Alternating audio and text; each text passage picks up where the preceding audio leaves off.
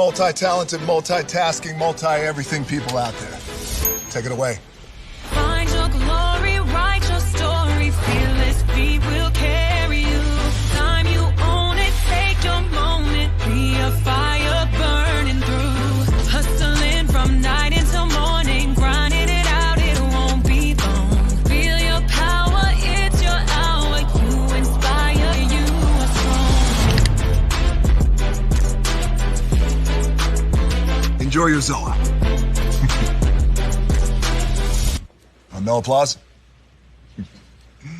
You're all fired. Now that you've reached the stage in your life where quality television is important, Nubian TV is a black network that speaks to your lifestyle. Nubian TV is the world's first digital network devoted to the upscale and political lifestyles of black people. Nubian TV's programming includes politics, travel, fashion, food, automotive, arts and culture, civil rights, music, and more. Watch now on Amazon Fire TV, Roku, or watch globally at nubiantv.net. Nubian TV, it's what you want to watch. Caesar. Just look at him. Politician, general, author, ruler, man.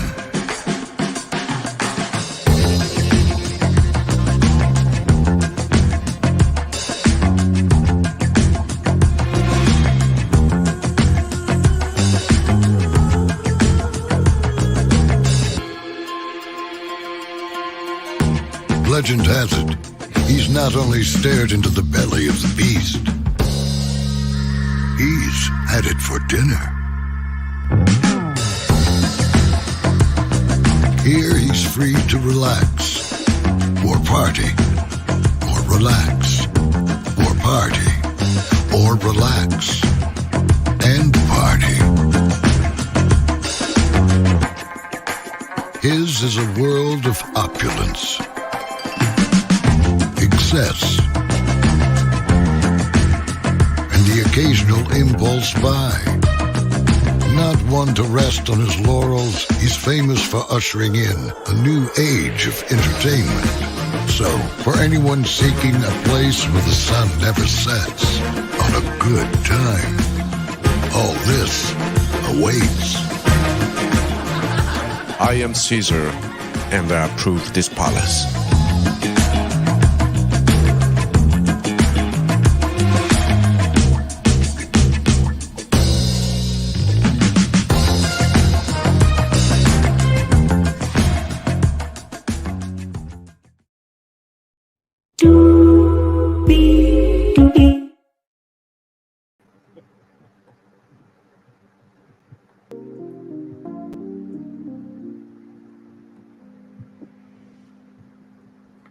Well, hello, everybody. Welcome into the Edition Brayley's Virtual Tour Live. No, this is not a Tubi original, but there is an opportunity for your movie or TV show to be a Tubi original. Here's how you can get after it. Roll it.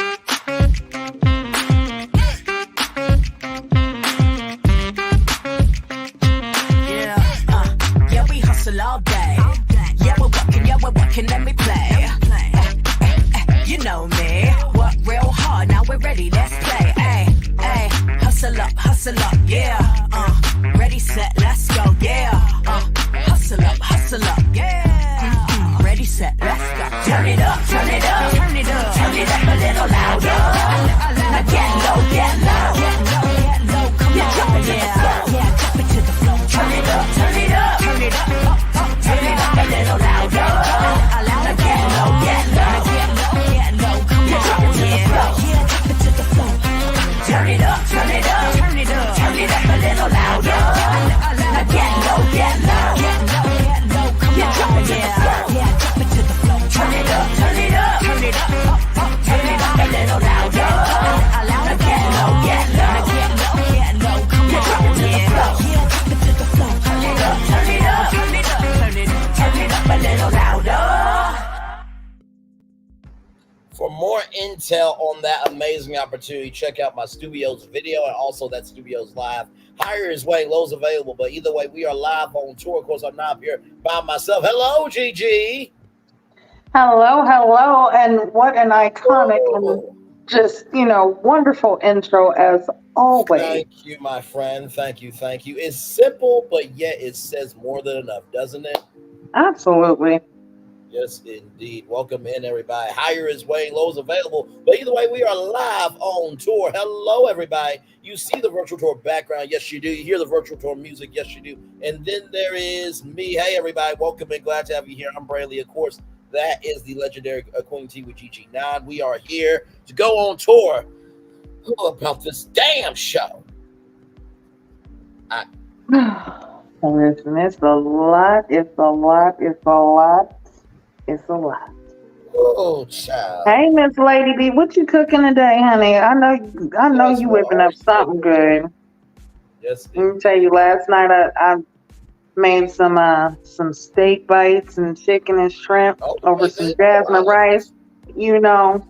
Had to do a little Caribbean thing, Yes.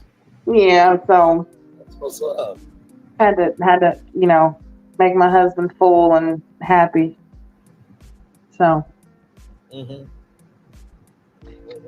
stop. You know what? I see. Did I say the word? Did I say virtual tour audience, you virtual tour family, you legendary tourists in the words of Alpha MC, the legendary Alpha MC. Did I say a word just now or no? Your face said it all. No. See, a facial reaction and saying things are two different multiverses, okay? So listen, I keep my husband full, so we ain't even gonna go there. Okay. All right. Well, hey, you know what? Let's just hey everybody. Hey, welcome in. Hi, good to see you all. Let's dive into this episode because, child, there was a lot of emptiness in this episode. For sure. So we start out on episode 4, The Never Ever Met, with the men working out, and Brandon feels like that he cannot win. Josh and Shay have a cute moment. I think it was dealing with his beard. His ear. She was rubbing his ear, and he has like a long ear hair. So, okay. And she was saying how, it's long and curly and weird. He was talking about just how he has fantastic hair. That's why. And she asked him if anybody's ever told him that. And he was like, ain't nobody ever played with my ear before. So that was very cute. It was. No, it was. It was like a husband and wife inside thing where if we saw it, it's like, what the hell? But to them, it's normal. Lady B says she is making seafood, egg rolls, and fried shrimp. All right, then. Go ahead. Yeah. That sounds good. And hello, baby doll. Welcome into you. Okay, just like last time, just send it in the mail. Okay, I will pay for shipping and handling. I want some. Well, I mean, you shipped yourself and your husband handled you, so I think you must be. You know what? I need to stop. You know what? He's lucky. I'm gonna tell you, he's lucky he's at work. He's definitely lucky he's at work right now because I don't know what it was. Like, I don't know if anyone, else is married, but listen, I don't know. For some reason, with me, I just could not stop touching my husband. I was like, listen, I'm feeling like a creep right now. Like, this is getting out of hand. Like, I feel like I need to be restrained right now, but if I get okay, never mind. I love my husband, okay? I don't know. Yes. So you see, we already are starting off our tour on the NOS pedal. Hard, fast, and strong, ladies and gentlemen. Glad to have you all here. So listen, you saw the thumbnail, you know our voices, and damn it, you know why you're here. So listen. So after all that, after that beautiful moment, by the way, anybody feel like before we move on, did anybody feel like that was like a Dr. Pimple Popper moment of that ear hair? Not a pimple popper. No, I mean, that's what they do. They pop pimples, and it's very relaxing and soothing, and it's just that weird thing I that used to watch the weird show to be often. weird. Yeah, so I just felt like that was a Dr. Pimple Popper moment of like, do you just want to pull it out or no? Because if you keep Right. talking, it's going to get weirder. So, but either way, child. So after all of that, Millie wants Greg to be a better man in terms of their relationship, and Millie wants things on her terms. But they've been dating for 3 years, and they went on a national TV show. And they live in the same city and state, which I just don't understand. 3 years That third part is dating. very important. 3 years dating, but you live in the same place. Yes. Listen, I come to LA almost, especially within like the last month and a half or so. I'm in LA damn near every weekend. Pretty much every weekend. I'm close to it. There's no way in hell you're telling me that you live in the same city and y'all, in 3 years, y'all have not found a way to meet, connect. Like, if this is really a relationship that you're trying to grow, what has been the holdup to where in 3 years you telling me that you have not found the time to meet? Correct. The math ain't mathing. Yeah, I agree. I mean, it's just weird energy, and it's not like Greg is like pouncing on Millie every second. You know what I mean? He is taking it slow. But sometimes for women and for men, sometimes how much you care depends on the energy you receive back. So if he keeps going slow, that woman may feel like, well, damn, is he not attracted to me? Right. You know what I mean? And same thing with a man. So if you keep wanting it to go slow, then I mean, at that point, you might as well be a grocery store scooter. That's what I'm saying. 3 years in the same place. Right, and look Y'all at this. aren't. Because I just found something I think might help out. Look at this. And this is passes for Disneyland, okay? This passes for Disneyland. Hang on. You see that Monday through Thursday offer $75 a day. So let's go here. Great. So $75 for 1 day. For 1 day. 1 park per day ticket. So y'all couldn't do that? Right. Okay, child. All right. And listen, hold on. You don't even have to do Disneyland because there is so much other stuff to do out here. No, that's okay? true. That's true. Like, you can go to Knott's Berry Farm. Yes. I'm gonna tell you one thing that I love to do when my husband and I, when we come here, one place that I love to go, and I'm telling you, this place is packed. Porto's. You go to Porto's out here, like it's a great place to meet it. Is Porto's a restaurant? Yeah, it's a Cuban like deli bakery. Like they have like they sell Cuban food, and then they also sell like fresh baked goods, and they are so good. They have so many different things. Like Porto's is fabulous. But anybody who lives in LA, you know about Porto's. Y'all could have met up at Porto's, and you know what I'm saying? If you want to be fun, they even got the little Renaissance restaurant. They got the pirate restaurant if y'all want to be pirates. You know what I'm saying? Like, there's so many different things that you can do. You can always go to the beach, of course. There's a plethora of beaches. Yes. If you really want like good activities to do for Black people out here, Lamert Park Like there's so many places that are rich with culture out here that you can go and meet up. You cannot tell me that y'all have not had the time to meet up in 3 years Absolutely. and you're here. And No, not, and can't. not to mention too, with all the festivals that California does, y'all really could find a In festival to three go to. years. In 3 years. Come on. Okay. But All right. and right, and then after meeting and y'all are here, you're still talking about taking it slow. Girl, at this point you might as well say stop. As slow as you going. You might as well That part just right stop. there. Absolutely. And hey, Desi, welcome in. Glad to have you here. Tyler, team, I'm Dream. I'm welcome in. Glad to have you here. So we're just at the beginning of the episode. So Diamond wants to talk to Sandia. Millie and Diamond talked to Sandia and said they will say something if you want us to. Sandia wants to talk to Chris.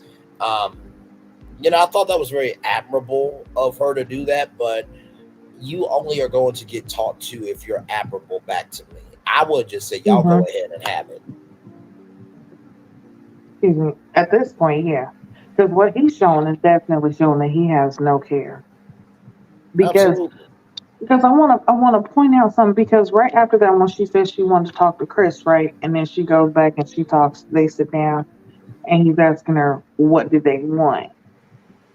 And her response was to talk about the same thing we were just talking about. So that means Yes. before these women came and talked to her and pulled her away, Correct. she was talking to you about this exact same thing. So Correct. the first thing you want to jump and say, "Oh, the women are putting this stuff in your head." No, this is No. how she's feeling. Exactly. Because you're get and we talked about before the show, you are given the rules so she Hmm. knows how to play the game. You can't be upset with her because she's playing the game when you gave the rules to her. Hmm. Yeah, you're That sitting I there. mean, You that's came fair. in. You came in off top talking about y'all aren't dating. She's not your girlfriend. Y'all aren't exclusive. You got all these different women. You want to hit it and quit it, and you hit it and then you're gone for 2 weeks. Like, what kind of stuff is that? Like, and Oh, then oh, absolutely. and okay, so for those who don't know what we're talking about when it comes to Chris, so when Diamond and Millie was talking to Sandia, they were talking to her about the fact that Jody and Chris's relationship seems a little bit strange. Like he Hashtag a little too definitely close for comfort. It's a little right, too close he for comfort. definitely shows a lot more attention to Jody than what he really kind of does to Sandia. Correct. And it's not even just like a like they hang out and all this stuff. No, it's the fact of when it comes to Sandia, he has so many negative things to say. Just like when she speaks about her feelings, he talks about how she's insecure, she's annoying, Exactly. she's jealous, and he's not gonna do this and he's not gonna do that. Right. And like I even just previously said, when he first came in, he's talking about how him and Sandia aren't this and him and Sandia aren't that, and he can do Correct. this and he can do that. And in that same night, everybody's around. You and Jody are making a connection. This is somebody who's just first in the house as well. But you're Absolutely. showing more of a connection with this person than what you are with Sandia. And he even expressed how the connection he has with Jody, how it's so organic and how they're like one and how they're like the same person and she Right. gets him and he has so And much, to energy to right. give to Jody, Exactly. but And to you get don't have that energy for Sandy, for the partner that you actually came here the and meet. partner that you came. Right. Hmm. And to give an example on top of all that, they did a throwback clip where they were all in the kitchen and Chris said, I need to see at least a year and a half of us dating and consistency and then I can trust you. Then Diamond asked, well, how long does it take for you to have relations? And he said, oh, I'm ready to jump in right away. And and then Diamond was like, well, that's bullshit. That's bullshit in so many words. And Chris was like, what does sex have to do with trusting you? And then Jody said, "Listen, if women would date like men, feelings wouldn't be broken." And then Alexis agrees, and then Jody says, "I'm a hit it in the first month," and does a fist dab. Okay. Hey, but listen, if you gonna hit it in the first month, but you sure ain't letting Aaron hit nothing. You ain't even trying to be in the same room as him, but you talking about you, and that's another thing. That's why this is, brought up for the simple fact of you're so gung ho when Chris said something. You with it, you own it. Oh yeah, haha, the first month, yeah, I'd hit it. You know what I'm saying? But then when I don't want to get too far ahead, but when they were at the couples check-in, and it's like, well, what about the connection? Well, I want to, favorite words, I want to take things slow, and I don't move as fast as everybody else. But you were just in the kitchen with Chris dapping it up, talking about giving it up within the first month. Absolutely. So make it make sense. Like it doesn't make sense. Like, which one is it? And so because you're one way with Chris and you're a different way with Aaron. This is why the whole point of Dymond and Millie pulling Sandia aside, and this is the whole reason why Sandia even has a problem, because it has nothing to do with Dymond and Millie. This is how Sandia feels. Correct. She has expressed this to Chris that she feels this way. You've seen it on her face. Correct. This is, and just like, feelings on a regular basis. Right. These are her feelings, and this is something that she's expressed to you clearly, but you brushed it off. You just, you know what I'm saying? You disregard her feelings and say that they're not valid. We're not going to, jump too far ahead, but you basically have shown that you have no respect for this woman, but yet you're showing respect for another one. So why would you not think that how it would look? And then to just keep saying, well, it's the other woman putting this in your head. No, it's your actions. Right. Actions are how people know you, how you carry yourself is how people remember you. Or to even break that down further, actions are cheap, investment is heavy. So with that being said, there's a conversation in the kitchen where Sandia and Chris are talking about this, and Chris is big mad because he feels like this is a jealousy issue, and then calls Jody over. Jody, can you come here, please? And so I felt like that was so disrespectful. So disrespectful, because that was y'all conversation to have. So then Jody, instead of pulling a chair, gets into the chair where Sandia is, and basically is gaslighting her to let her know that, hey, it's these other women in the house. And then Aaron J feels like it's not flirting, it's just friendship. Right. Listen, first off, right, go ahead. You go ahead, because I'm gonna give my opinion in a minute. Go ahead. I mean, honestly, like Aaron J said that it's not flirt, it's just a friendship. I'm sorry, like I know friends, agree, but they also disagree. When have we ever seen Jody and Chris disagree on anything? Because a real friendship has moments where you don't want to talk to that person. They seem like they want to talk every day. You know what I mean? And Jody is like we said, Jody is gaslighting and been saying people are coming to her. They are coming to Sandia being messy. It's hard for people to come to Sandia being messy when y'all are creating the mess. Go ahead, Gigi, because I'm just like, what in the hell is this? I'm genuinely confused. I don't get it. I don't get it. And the fact that Aaron even is saying anything, sir, she's touched Chris more than she's touched you. Her and Chris have more conversations than you and her do. And it was even brought up when y'all went to the whole couples check-in, which we'll talk about that connection, because y'all have no connection. Because one, you're sitting there, I don't see a problem with this and I don't see a problem with that because I'm a man, I have a lot of female friends. Well, sir, someone's going to tell her sooner or later, and I don't know if it's going to be you, but we know why you have female friends, and it's not because you like to have sex with them, okay? I don't know who should tell her that he plays for our team. Should it be me? I'll tell her. Jody, you know this. Somebody, child. Matter of fact, she knows this. She knows this. That's why she stays in a separate room. But this is what I don't understand. And we actually had this conversation. Girl, you were supposed to be a sexologist, and you telling me you didn't pick up on that chemistry over the phone? Hello. You didn't pick up with that chemistry over the FaceTime? Let me Honey, hang on. Let me go on.com real quick because I want to pull up Jody and Aaron, because I think, if I'm not mistaken, I think they are I think they're the couple that have been dating the least amount of time. I think that's Chris and Sandia at 3 months. Okay, so basically, y'all, let me pull it up. Yes. So how long have they been dating? So basically, Chris. I think it's 10 months, wasn't it? Basically, they've been dating for the length of a pregnancy, 9 months. Well, it's actually 10 months. 40 weeks is 10 months for those who don't know, but you know. There it is. So at this point, they should be delivering something. Listen, so you telling me that you didn't pick up what he was, that he likes to put it down, and the other way. Girl, stop. Yeah, I know.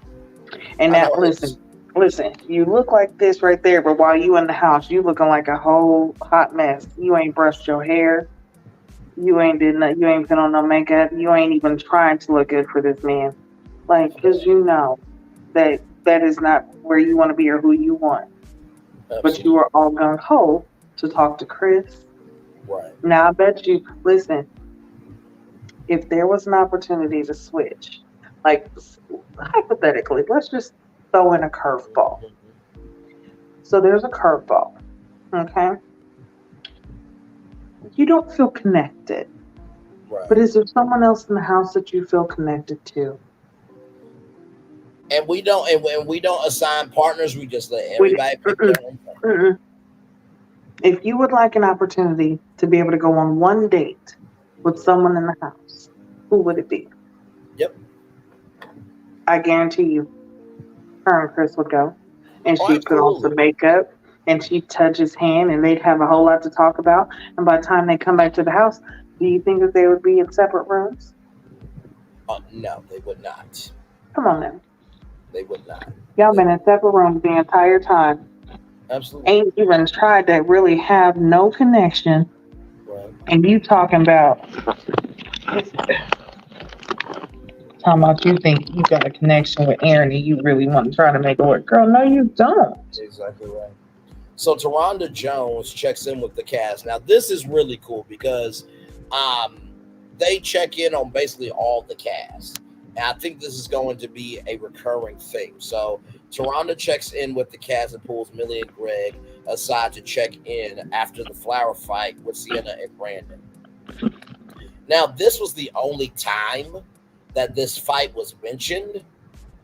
And when we get to Brandon and Sienna, I'm going to give my thoughts on the blatant missed opportunity, rather, on talking about that fight. Because that should have been talked about. So basically, with that being said, Greg is saying that they're learning, they're learning each other, and Millie is worried about giving her pass over to Greg. The only way that anything is ever going to happen is if you open up yourself and you break down your walls for somebody to come in. Because if nobody is coming in, you can't receive anything. So what did you think about that couple's check-in?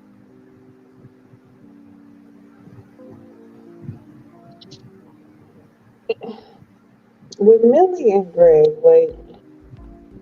I really do appreciate her sister coming in, because she was like, listen, I know you. I need to go get his side. I need to find out what's going on. Yep. Because you can get in your own way. And, you need to move out of your own way. You deserve to be loved. You deserve to be happy. And I feel like that's what it is with Millie. Like, she needs to kind of step out of her own way, and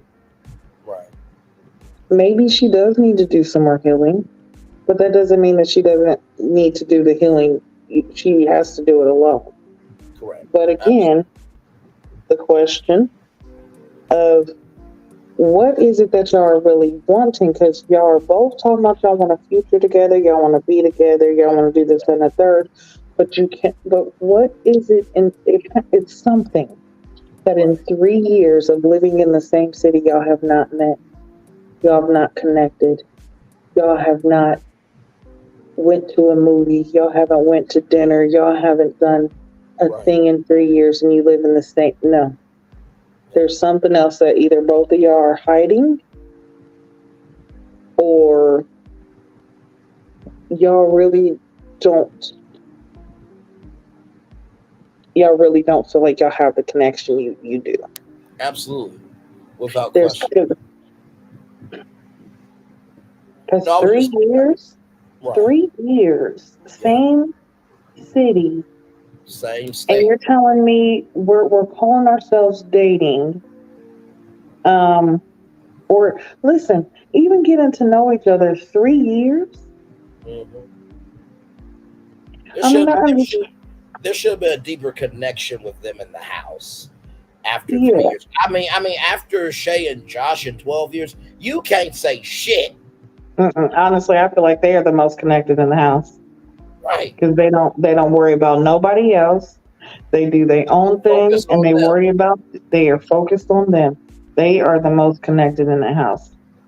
Absolutely. Like, I wouldn't be surprised if Shay left pregnant. Yep.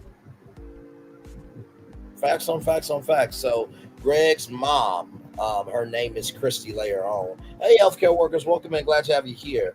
Greg's mom, Christy, comes through, and then Sophia, the older sister and friend and potential wifey of Braylon Lee, also comes through.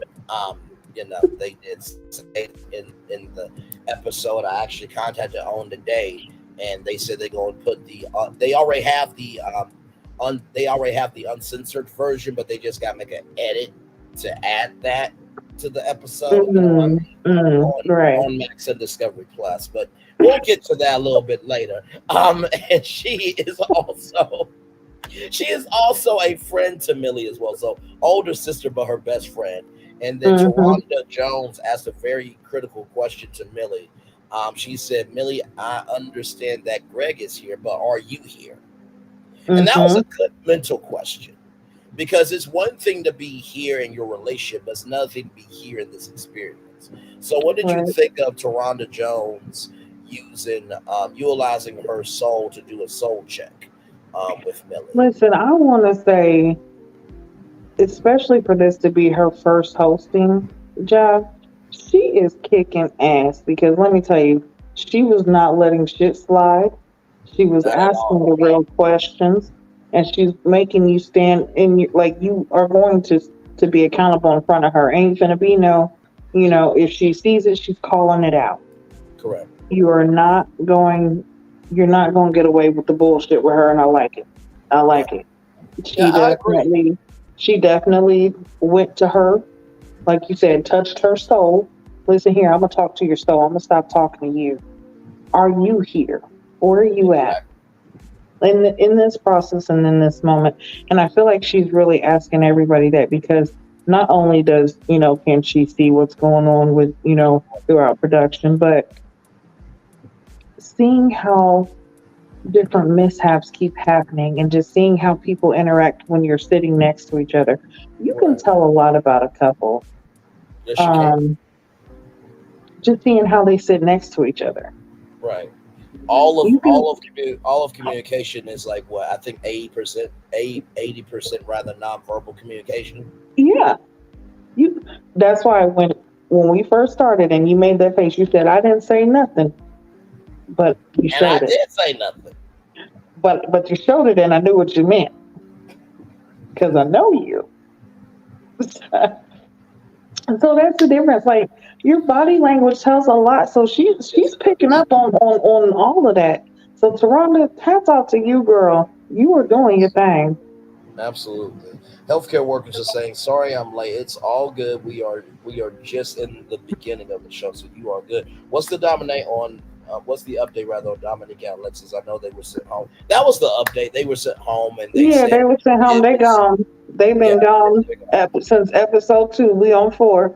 Yep. And yeah, after they went live, what, a couple weeks ago or something? Exactly. Yeah. Yeah, it really hasn't been too much chatter with them. Healthcare workers is also saying, I'm side eyeing Chris. He gets on the controlling type. Maybe I'm wrong. Well, No, let's you talk ain't about wrong. that. Well, You ain't wrong. Let's talk about that, because the next scene here is Chris is in the Joman's quarters, and he asked the guys about Jody and Chris. And so Aaron H said that it does look suspect that you keep commenting on Jody. Now, if somebody comments on my girl, in the back of my head, I'm thinking they're wanting her. And then Chris says, and I quote, I can completely understand where you're coming from. Now, hashtag clock that T, because that's going to be a very important point a little bit later on in this review. Greg thinks it's odd.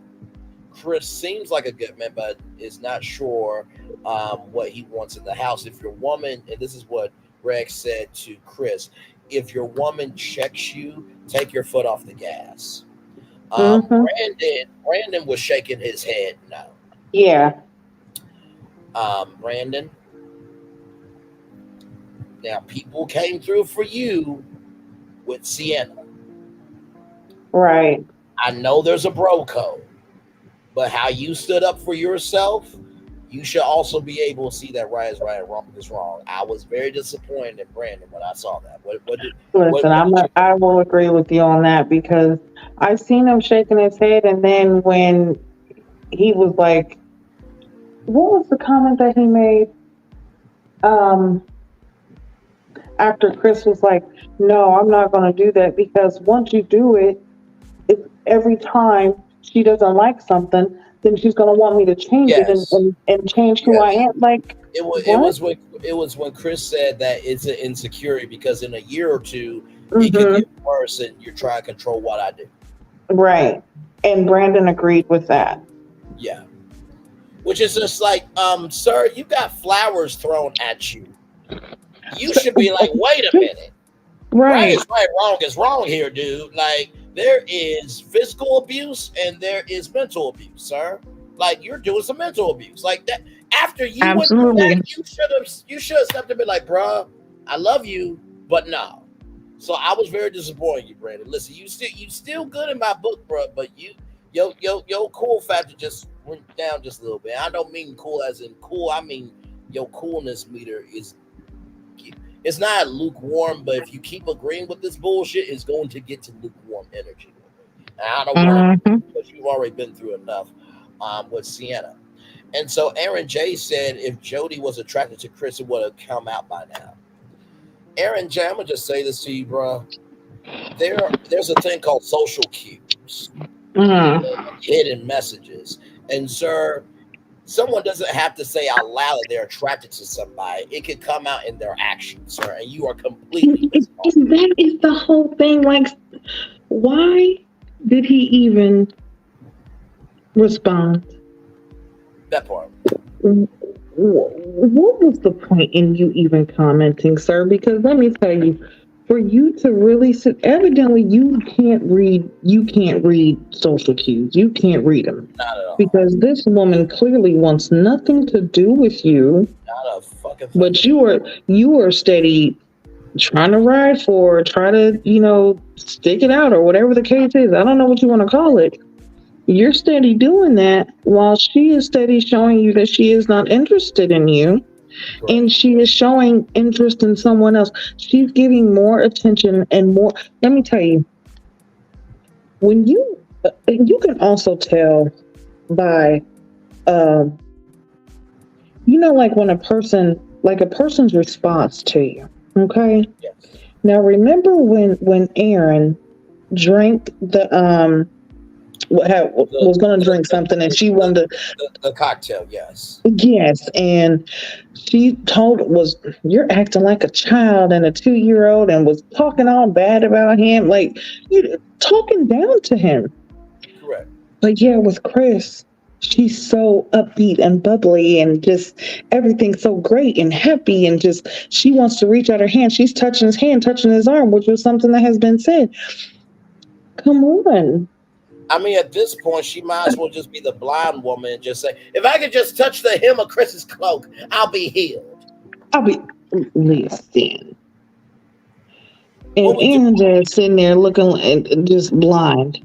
I guess he's Stevie Wonder to the shit because his ass is just, oh no, they just friends. And I got a lot of female friends. That's because you don't like female parts. Okay? Then that's perfectly fine. But honesty is the best policy. Yes, it is. Okay? So we need to be honest with ourselves. Right. And we need to be honest with her, okay? Listen. Without question. No. But you're gonna respond and act like, oh well, I don't understand why it would be a problem because I just think that, I just feel like, hey, you got something in common. That just means I could be your really good friend. You know what, sir? I'm gonna need you to walk outside. I'm gonna need you to go up to a real couple and ask them, hello, if your spouse is having a conversation with someone that they just met, correct, more than what they're having a conversation with you, and they're more upbeat and positive with that person than they are with you, how would you feel? Hey, I'd feel like something's up. I'd feel like something's going on. And maybe they're just not that into me. And maybe they're more into the other person. Mm-hmm. Absolutely. Healthcare worker says, and I quote, I just think if things progress with Chris, he seems like he's the type to get physical. Please correct me if I'm wrong, but I'm reading early signs of my radar is picking something up. Isn't right, though, in my opinion. No, and I agree with you because his tone and his confessionals has a little bit of heat to it. It's not like Michelin star heat where you're, tossing the pan up and the flames are going, but it can get to that level. You know what I mean? Like we said to y'all, Chris thinks that the women are being messy, although you are given the rules so they know how to play the game. And we already talked about the fact that Dymond asked the question of how long do you have to wait for sex, and he said he gets to that right away, but yet he wants a year and a half of consistency. He wants a year and a half before you trust. Go ahead. Right. So you need a year and a half consistency for trust. Mm-hmm. But you don't need no time. Okay, this is what people need to understand. Do you not know that every time you share your body with someone, you take a piece of them with you? So a piece of that person's spirit lives on with you. Correct. So now you're dragging, honestly, dead spirits along with you because you're steady sleeping with several people. Correct. And you're not caring. Okay? Correct. It is more dangerous and untrustworthy to do that than it is to actually take the time to work on yourself, which he has not done. And actually, right, he's definitely has some trauma that he's not healed from, but he needs to work on himself. Yep. And then trust the process. Absolutely. Listen here, someone will be sent to you, or you will find someone that you are able to give yourself to wholly. I ain't gonna preach today, but listen, there's gonna tell you the word. You're right, because I think with Chris, and I said this before, sometimes we choke out our own blessings by not letting the process breathe. I think that's what Chris is doing. Doesn't make it right. Sure, he's been hurt in a relationship. We've all been hurt in a relationship. But it's up to you to unpack that baggage and just rest from your mental road trip of a vacation. You're right. Just try to get on the next road trip just to drive, just to escape from your problems. Because whether you drink, whether you have sex, whether you do drugs, this, that, and the third all around the world, your problems are still going to be there. And like we said already, Jody agreed with Chris about, if women dated like men, that everything will be all right. And I'm smashing the first month. Josh said his confessionals that Christian nipped this in the bud and he did see potential with them, but there wasn't. They're like oil and water. So speaking of oil and water, Brandon and Sienna. This check-in with Tashonda Jones, like you said, she is handling business. Okay. I don't know why the flower throw was not talked about in this. We'll weave that into this part of the review. But basically, it starts off with Sienna saying she can let go of things. I'm gonna fall asleep on live for a minute, y'all. Give me a moment. Give me one moment, please. Did she really say that, Gigi, on national television when she did in this man's face and use hand movements? Listen, she said that, and did you also hear her say, "Tell this man how he takes little things and makes them bigger than what they are"? Right. I said, wait a minute, is she talking about herself or him? Right. And then this is the same person that called him a bitch. This is the same person that escalated. This is the same person that got mad because he was talking to another woman when he was talking to another man about him. That part. But yet you can let go of things that you actually. It was no delay in her statement. She said this as a full statement. But okay. Okay. And he threw flowers at his feet. But okay. Right. So Sienna says their platonic connection is good, but the romance, the waters are choppy, and they need more of a smooth sailing. Well, sweetie, you are in charge of the cruise ship and how the cruise ship flows in the ocean. I'm sorry. So then Brandon says there is a chemistry there, but something's off. And Tashonda asks, like, what? Brandon says listening turns him off. And then Sienna says that he's full of shit. Now, everybody remembers, we've been talking about this, the flower throw to his feet. Gigi, how did you feel about that not being a critical part of this couple's check-in? Because I feel like that should have been talked about on camera. If they could do Dominique and Alexis on camera with what happened, that should have been addressed. Besides, I feel like, and you know what, and it so it was mentioned just a little bit because Tashonda actually said, she wanted to check in with everybody after what happened last night, between Brandon and Sienna. Right. She didn't mention the flowers, but she did mention that, she knows there was issues. Right. So I feel like, honestly, all of it should have been addressed. What happened last night, you blowing up, you blowing up at this man about, what he said, and you just keep going and yelling, you getting disrespectful. Then you throw the flowers at his feet. Like, I feel like it all should have been brought up and it should have been put out on the table. Like, listen, this has been something that you have done several times. This isn't the first time, and he's not the only person. We've, other people have seen your aggression. They've seen the way that you do. So this is something that I feel like needs to be taken account. Absolutely. You need to take accountability for. But I do like how Tashonda was like, "Hey, girl, I'm seeing you right now. That like part. I just seen you do it." Because Tashonda Jones, after Sienna says that he's full of shit and turns small things and make them into big things, Tashonda's face said everything that needed to be said. Yep. Yeah. Because here's the thing, hosting is a skill set.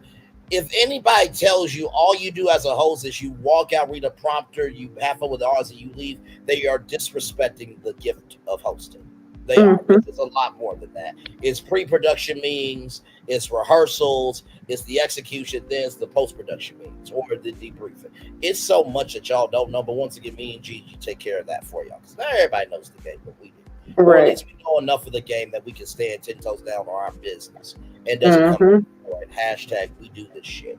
But like you said, Toronto Jones is handling her business, because most hosts, they kind of gloss over things because they're just trying to keep things on track. I remember when Steve Harvey got the job for Family Feud, one of the clips was name a pet that someone has. And someone said a cow.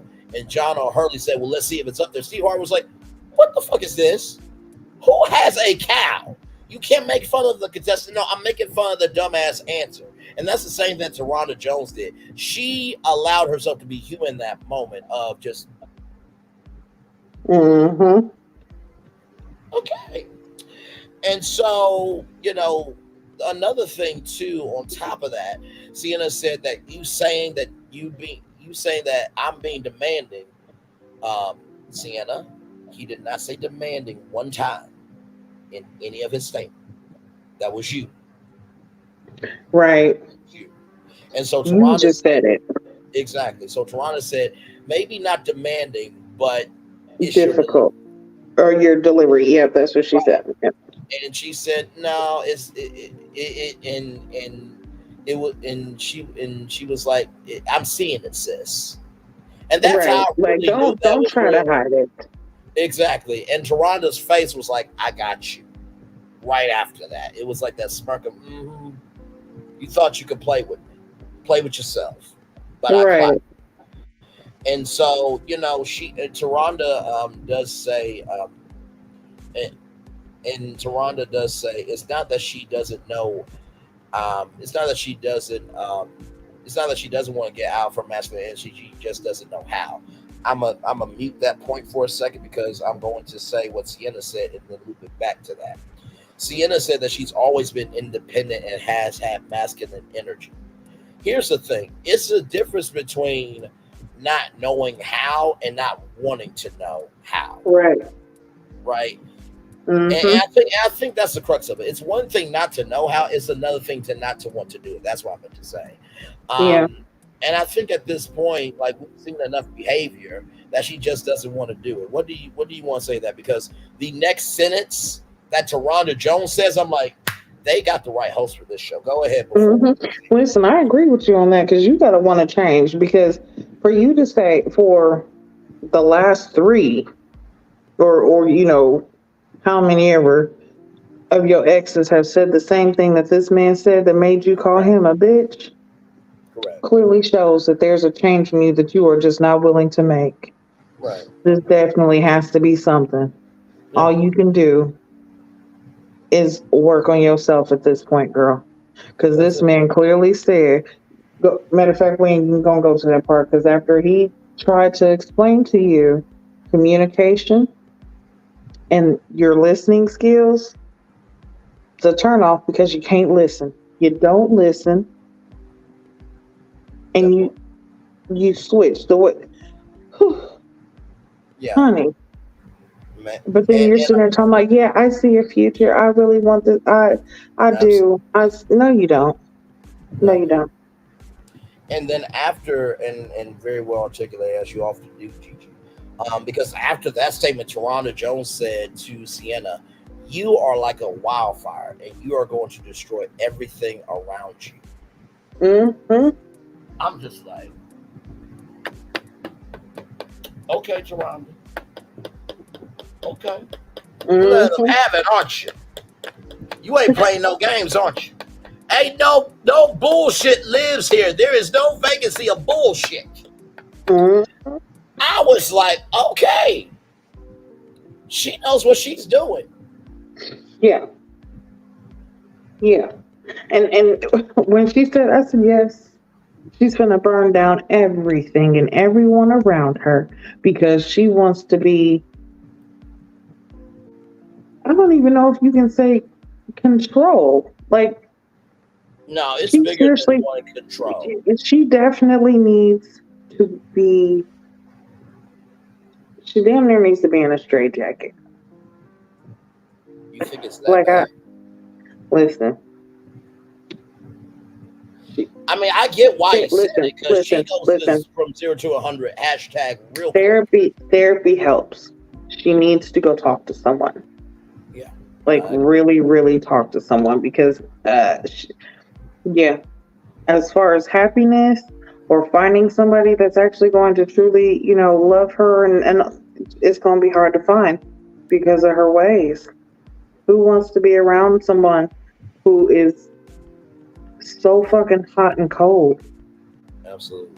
And not even just hot and cold, but I mean like, just hot. Right. Celsius. Exactly right. Like, you know what I'm saying? Like, your ass is about to be, dissolved in acid hot. Correct. For nothing. And then you turn it back on this man and try to push his. But I feel like she kept trying to push him to be like, because we talked about that. Everybody talking about, well, he's, she needs a stronger man and she needs a man with a stronger backbone. No, don't disrespect that man just because he's not stooping down to her level. Absolutely. Because I loved it when he said she's not getting my energy.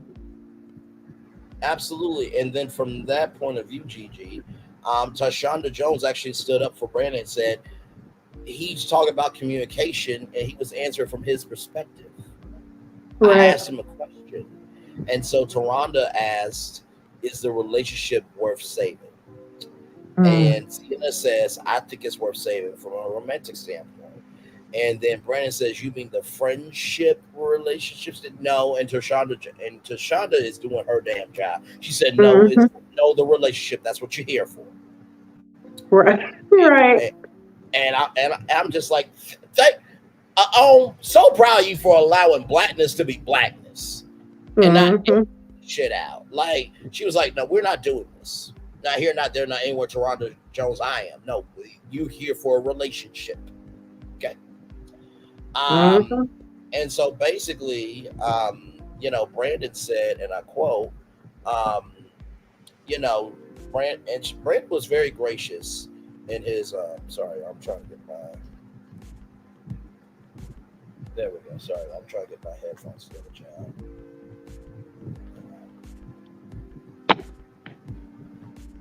Okay, can you still hear me, Gigi? Yeah, I can hear you. Okay. So basically, with all that being said, Brandon said that he still cares about her, thinks that she's a great person, but romantically, it's not worth saving at this point. And so Sienna said that she's willing to fight, but Sienna said that she's willing to fight, but he said if he doesn't care, he doesn't care. And then I didn't recognize this, Gigi, but I had to go back and listen to it again, or I had to go back and rewatch the singing. Brandon gave like a fake tear. I did not realize that until I went back and watched it. What? Hold on. You about to make me look. No, seriously. Go, listen, I'll give you time to go look. Hold on. I will give you time and go look right now because literally it's right at the end. It's literally right at the end when it comes to Brandon. And Sienna, hang on, y'all. I gotta switch out my headphones because it's like I hear the music in one earbud, you know what I mean? But like when I'm live with y'all, I like to hear everything, you know what I mean? So y'all give me one moment. So by the way, like, comment, share, subscribe. We are live on tour talking about the Never Ever Mets. Only on the Oprah Winfrey Network. I am Braylon Lee. That's the legendary Queen T with GG9.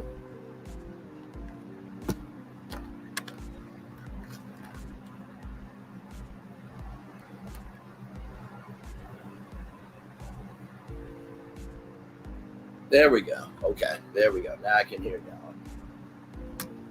Like I said, when you do enough YouTube live shows, there's just certain things in your studio that you need to know that you're live. You know what I mean? Not saying I couldn't roll with it, but I love to be a professional for y'all because y'all take time, energy, I've seen it. Oh goodness. And just to chill out with us. So we appreciate that. So did you see the fake tear? I did not realize that until I went back. I'm just like, damn, he is done. Damn. Damn. Now, Chris was very sneaky with that. Now it's in the episode. You gotta go back. But you know what? Really, You mean Brandon? Yeah. Brandon. But you know what would have been really, really bad? Brandon did what if Brandon did this?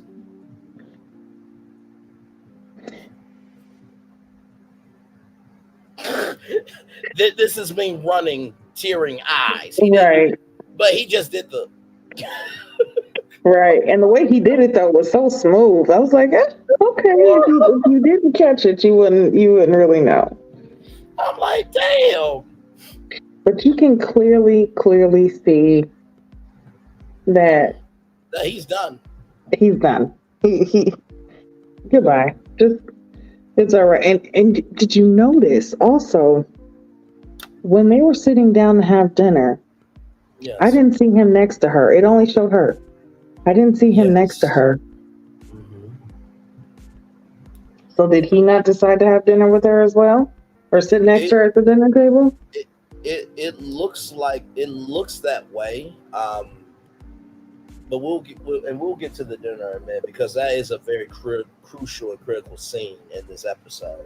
By the way, shout out to editing. Can we just talk about? I mean, we'll talk about that at the production notes of this episode.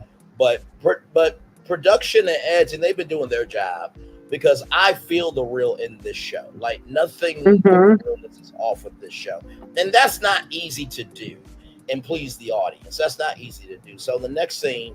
The men are playing pool, one of my all-time favorite games. Stripes and solids and 8-ball, the easiest games to play with pool.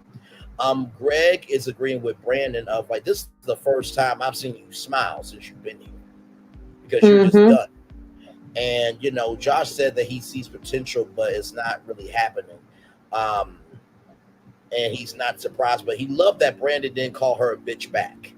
And everyone said that. So I'm glad that one of the brothers saw that, and Josh then says, "Energy can't be destroyed; it just transfers." So what did you? So to me, I love the fact that they are allowing brotherhood to be brotherhood on this show. Yeah, and it's not a bunch of red pill alpha male. This is what black women should be type of men. They are allowing men to be. So I absolutely love that. What did you think about that whole pool scene with the fellas?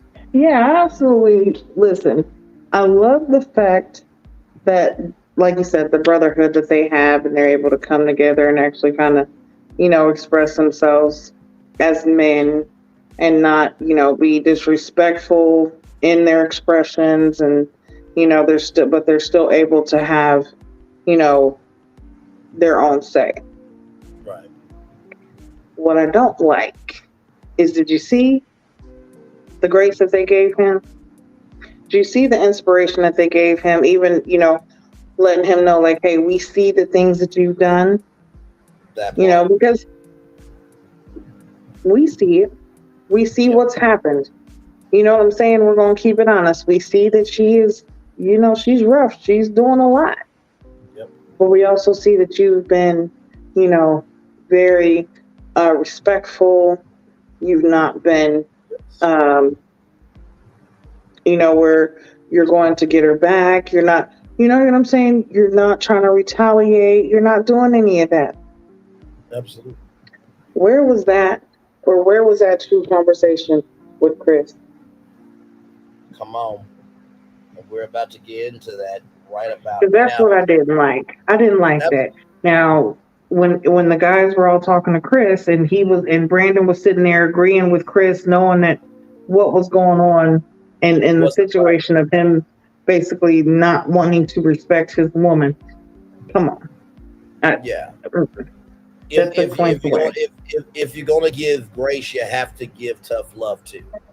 Yeah. You know, it has to be fair on all sides.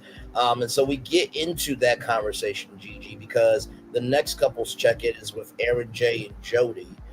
And when they walk down the steps, they don't look like a couple. When they sit down, the couple is gone.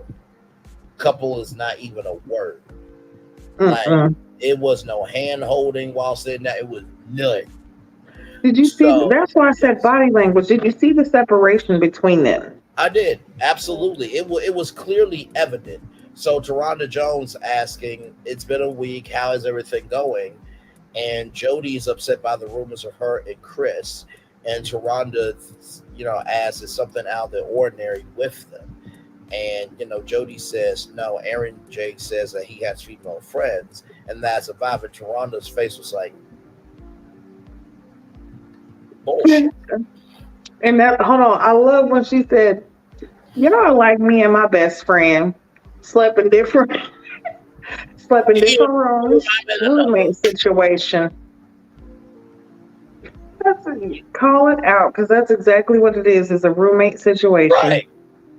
And you notice how they do realize each platform requires a different energy. Mm-hmm. So they got upset with their castmates for calling out, but you ain't gonna have the same energy for the host of the show. Oh, absolutely not. That's because they know their role. But also notice too, they didn't really talk about what they talked about with Taronda Jones, because if they did, say even Taronda said it. That's gonna get Jody more amped. Like, okay, Taronda said it. Okay, she's the host. No. You played yourself. You fucking played yourself. You allowed Taronda to have that piece, to be able to say her piece, but when we say it, we cast it to hell. Mm-hmm. Right. Something in the Kool-Aid ain't sweet here, because for the cast to say it and for her to say it, come on, y'all, really? Right. Because she said it, and then for no, I'm just no, I don't. Hold on, I'm sorry. Aaron's ass just got me. I don't think there's anything wrong. Not at all. It's just like that Why picture. Do you keep commenting? Why do you keep opening your mouth because you're looking stupid each time? Right. It's just this like woman's clearly not into you. You are going to bat for her, but honey, she's not going to bat for you. The closest she's going to bat for you is to say that y'all have a connection when everybody knows that y'all don't. No, absolutely. And you know what? It reminds me of? It reminds me of that dog in the meme of everything's fine and fire is just all around them. Right. Everything's fine. Everything is fine. No, it's not. Mm-hmm. I need you to recognize that shit. Okay? Because it's mentally tiring. Really is. So then there's a question of, is there a connection or no? It was a 2-second pause. I counted. 2-second pause. And Jody says, I think so. And then Aaron J said, I think so, after a few more dates and moments and more moments for genuine connections. Aaron J, this is episode 4. We're going to be on episode 5. And sir, this is a 10-episode series, sir. How do you make genuine connections? Normally, you got to spend time with a person. That's 1. Yes. Communication is 2. Correct. Y'all don't communicate, and y'all haven't been around each other enough to even connect. But guess what? Guess what we have found out in that time? She's connected with Chris. Correct. Chris has even said it. They've connected, which we'll get into, because I'm gonna bring up his lying ass, and then I'm about to show y'all just how bad he lied. But absolutely. Come on now, you're clearly not connected. There's no connection. Absolutely. And then we already talked about how Jody says she's slower in making connections, but yet you a sexologist, and yet you brought yourself on national TV, but yet you found somebody to agree with. But okay. So and y'all been together 10 months, and you telling me that, hold on, let's go ahead and bring this up again. Sure. 10 months. Mm-hmm. 10 months y'all been together or talking to each other online. Y'all meet, and y'all ain't spent one. I haven't seen him come in the room and sit on your bed. I haven't seen you go in his room and sit on his bed. There is no, listen, the cameras only catch what you give them. They can't even edit y'all together because y'all don't spend no time together, and it is seen. Like only it seems like y'all are only together like if you're in the kitchen cooking something. But other than that, that's what, honestly I was surprised when he came running in the kitchen when Chris called him when they were talking to Sandia. I was like, oh, okay. That part right there. So So then, they were close. But exactly. yeah, but no, there's no connection. Not at all. Not at all. So then, in the next scene, Millie's sister and the potential wifey of Braylon Lee, they didn't add this in the show, guys. I talked with they're updating the episode as we speak to Max and Discovery Plus. So Sophia, Millie's sister, comes and shut up, Gigi. Millie told Sophia that Greg is serious about her, and Sophia said that it's all about finding your voice and respecting someone at the same time. And I definitely agree with that. It's not easy to do, but also too, you have to give a little. What do they say in rope? You have to give a little. You got to give it. You talking about rope? If you give an inch, they take a mile. Well, no, not that. You got to give it a little lag or a little looseness of the rope. Yeah, a little lag, I think, or something to that. I know what you're talking about. So, yeah, so Millie said that she's afraid that someone will get up and go.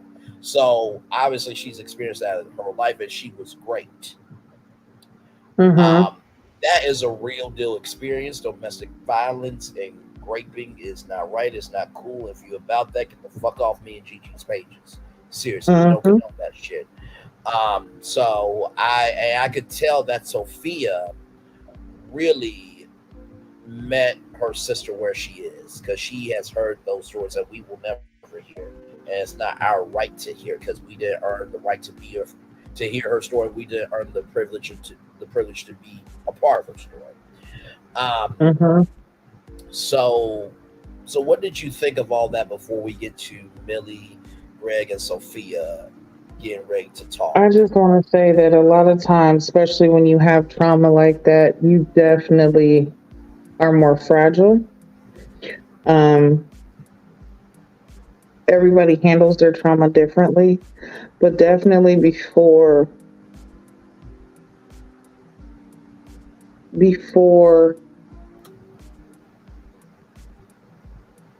putting yourself in the position to, be in a relationship, you definitely need to heal first. You need to fix that trauma that you have, so that you're not bringing that into the next relationship, or, treating someone who is undeserving of the mistreatment because of your past, because that happens a lot of times. A lot of times people, bring their trauma and their baggage, and they'll mistreat a person because they're so afraid of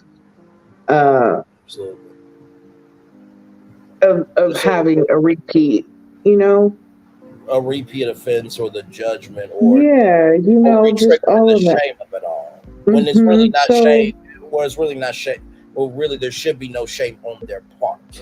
Yeah, because when things like that, you blame yourself sometimes, because if I wasn't, or if I didn't do this, or because I've been through situations, and I've done that, if I wasn't there, or maybe I shouldn't have maybe I shouldn't have smiled, maybe I shouldn't have said hello, or I should have just kept walking, or just like anything, I shouldn't have went out. There's so many different things, like, even as a young child, you still blame yourself, even though you definitely have no control then. But I still feel like in 3 years of you dating this man, you definitely should have dealt with that. And I feel like that should have been something that has been talked about in 3 years. Like, so I will never minimize anyone's trauma, ever. But some people, and sometimes it gets used as a crutch. It gets used as an excuse. And next thing you know, that becomes your whole thing. you can't do this and you can't have a relationship and you won't do this because this happened to me. Okay. If that's what you're going to keep doing, or every time we get in an argument to get sympathy, you want to keep throwing this up. Listen, I understand that happened to you, but when are you going to heal from this? Let's talk about the healing part. That part, right? You know, don't use it as a hindrance. Heal from it so that you can be better. So I don't know. I do feel, like I said, I love the fact that Millie and her sister talking about, and Millie's sister saying, you know, Sophia saying, hey, I know you. Okay. I'm gonna go talk to this man. I want to talk to Greg. I want to see his side. I want to hear his side because see, I've heard you and I know you. Exactly. But I want to go talk to him and find out. Exactly. So that was very respectful. And not to mention too, the thing I really do love about the show is they're allowing the real and reality to be reality. They allow two Black women to have a very serious conversation, and they allowed the conversation to breathe. So then we get to Greg and Millie and Sophia. They are in, I think probably in a den or chill out lounge or one of the chill out rooms. And so Millie was going to stay, but Sophia kicked her out, and rightfully so, because big sister has work to do. So Greg said that Millie is tenacious, she is hardworking, but she's no pushover. And you know, Sophia agreed, like she's not gonna let you push her over, but for the right one, she'll be the right one. Right. And you know, Greg said, and listen, I did not see this. Hang on, let me read this comment because this is very critical here. Amen to that, Gigi. I used to work with an individual that would waste a lot of time embracing depression instead of using his tools. He went to therapy to grow and be better. So see, it's even happening in real time to people that we know and people that we don't know. And thank you for that vulnerability, that openness, and that transparency, baby doll. Thank you so much for that. Yeah, thank you so much. And so something that I heard from Greg that I'm glad hasn't been taken I'm glad that has been taken the wrong way, but I'm gonna show y'all where it could be taken the wrong way. Greg said, "What should I be looking for to gain access to her?" Now, for those people that's going to try to take an inch and make it a mile for content, they're going to be talking about sex. But what he really meant, and Gigi, Gigi, do a soul check with me to see if I'm off. I believe when he said that, I think that he meant the emotional, the mental access to her, right? Exactly. Because I feel like Greg really is in it for the long haul. Like Greg, you could tell he wants the relationship, okay? Yeah. So he's in it to be open, but he's wanting to gain access to her. I'm gonna put it this way. A man. And he's working on himself because from what his mom said, like, hey, there's a moment where I worried about you. You know, so he's definitely grown, which is definitely good. But a real man doesn't just want access to your body. He wants access not just to your mental and your spiritual and your physical. That's absolutely right. They do want that. But a real man is going to want access to your insecurities. They want access to your instabilities. They want access to, you know, the moments when you can be vulnerable. They want access to that because listen here, a man comes to build, okay? So most men are carpenters for a reason. They're good with their hands for a reason. They're good with, you know, building up for a reason. So the fact that a real man is coming in and he's wanting access to you, he's wanting access to all of you because he's wanting to not only heal the hurt parts, but he's also wanting to hold up and prop up the parts that you've already healed from. Correct. So it's a continued cycle of healing.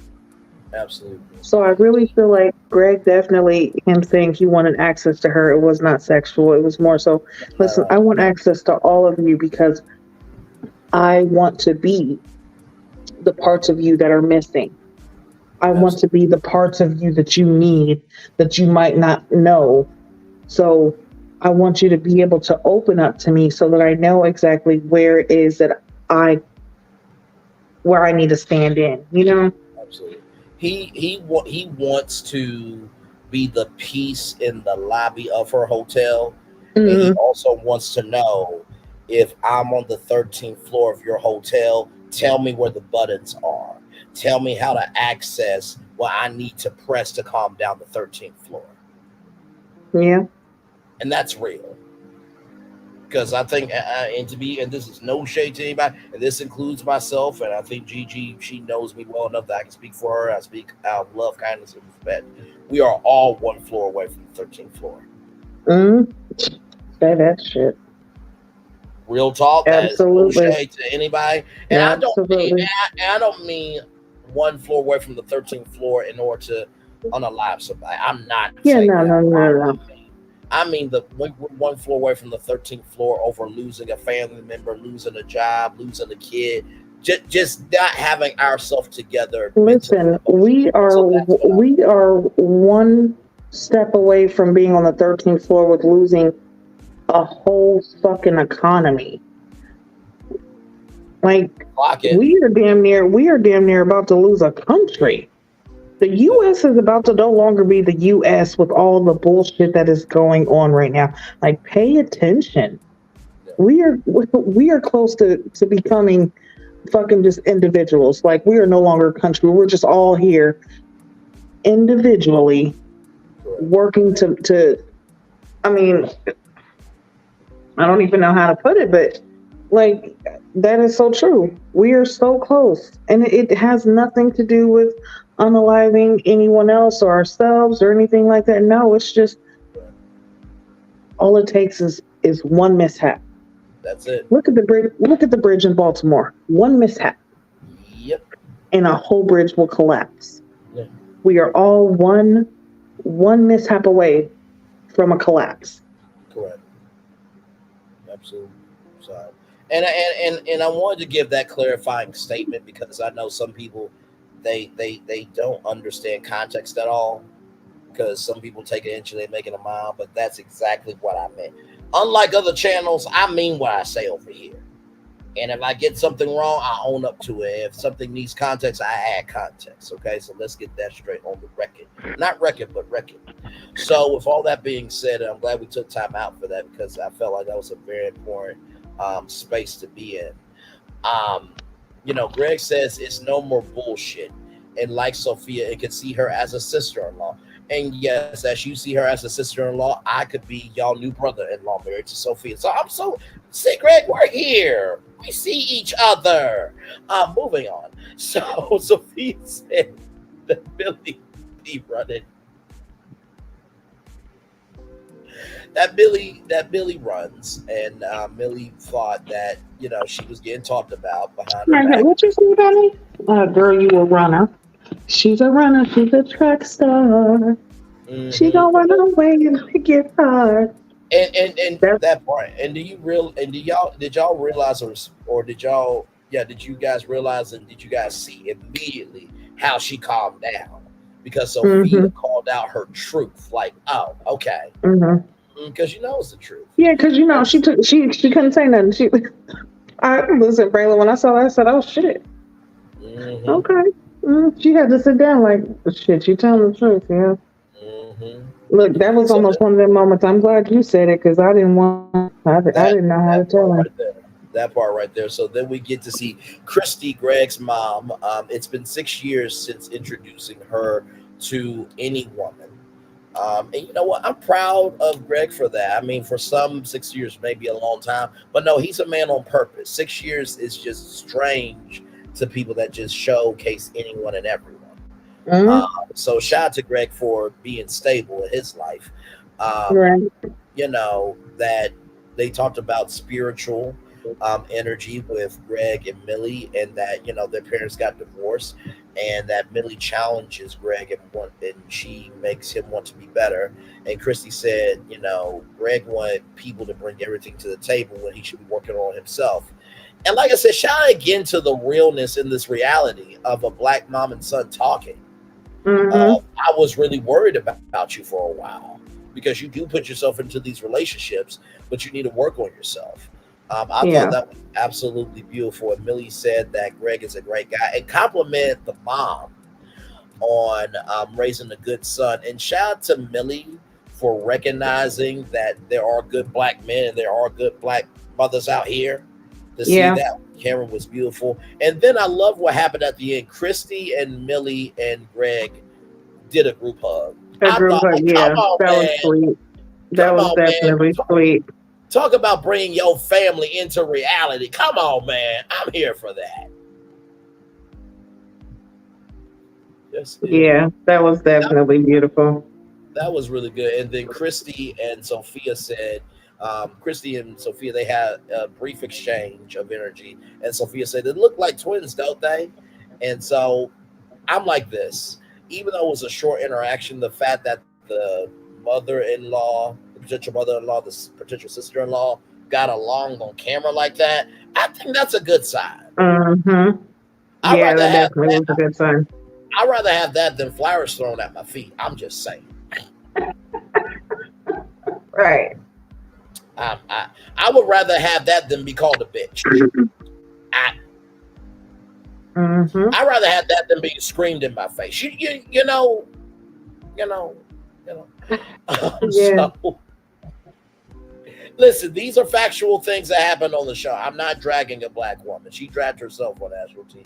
Anyway, so Josh and Shay are in the intimacy suite. And Shay said, you be doing this to all the girls? And Josh said, no. Josh said, it's you two. And then there is another couple's check-in with Chris and Sandia.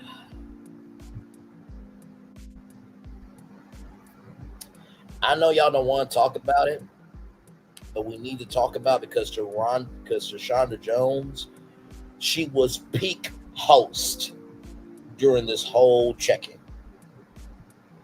I mean the whole check-in.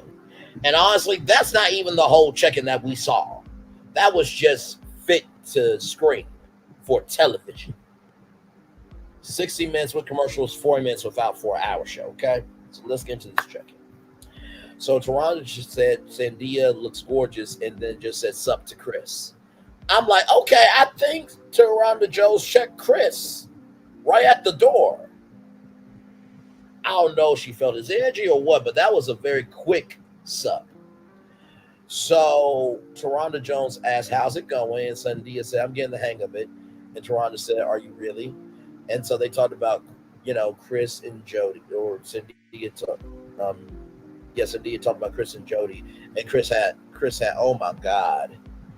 Like, dude, like it's happening. Did you see Toronto's face though when he said it? Right. Oh, listen, she was appalled.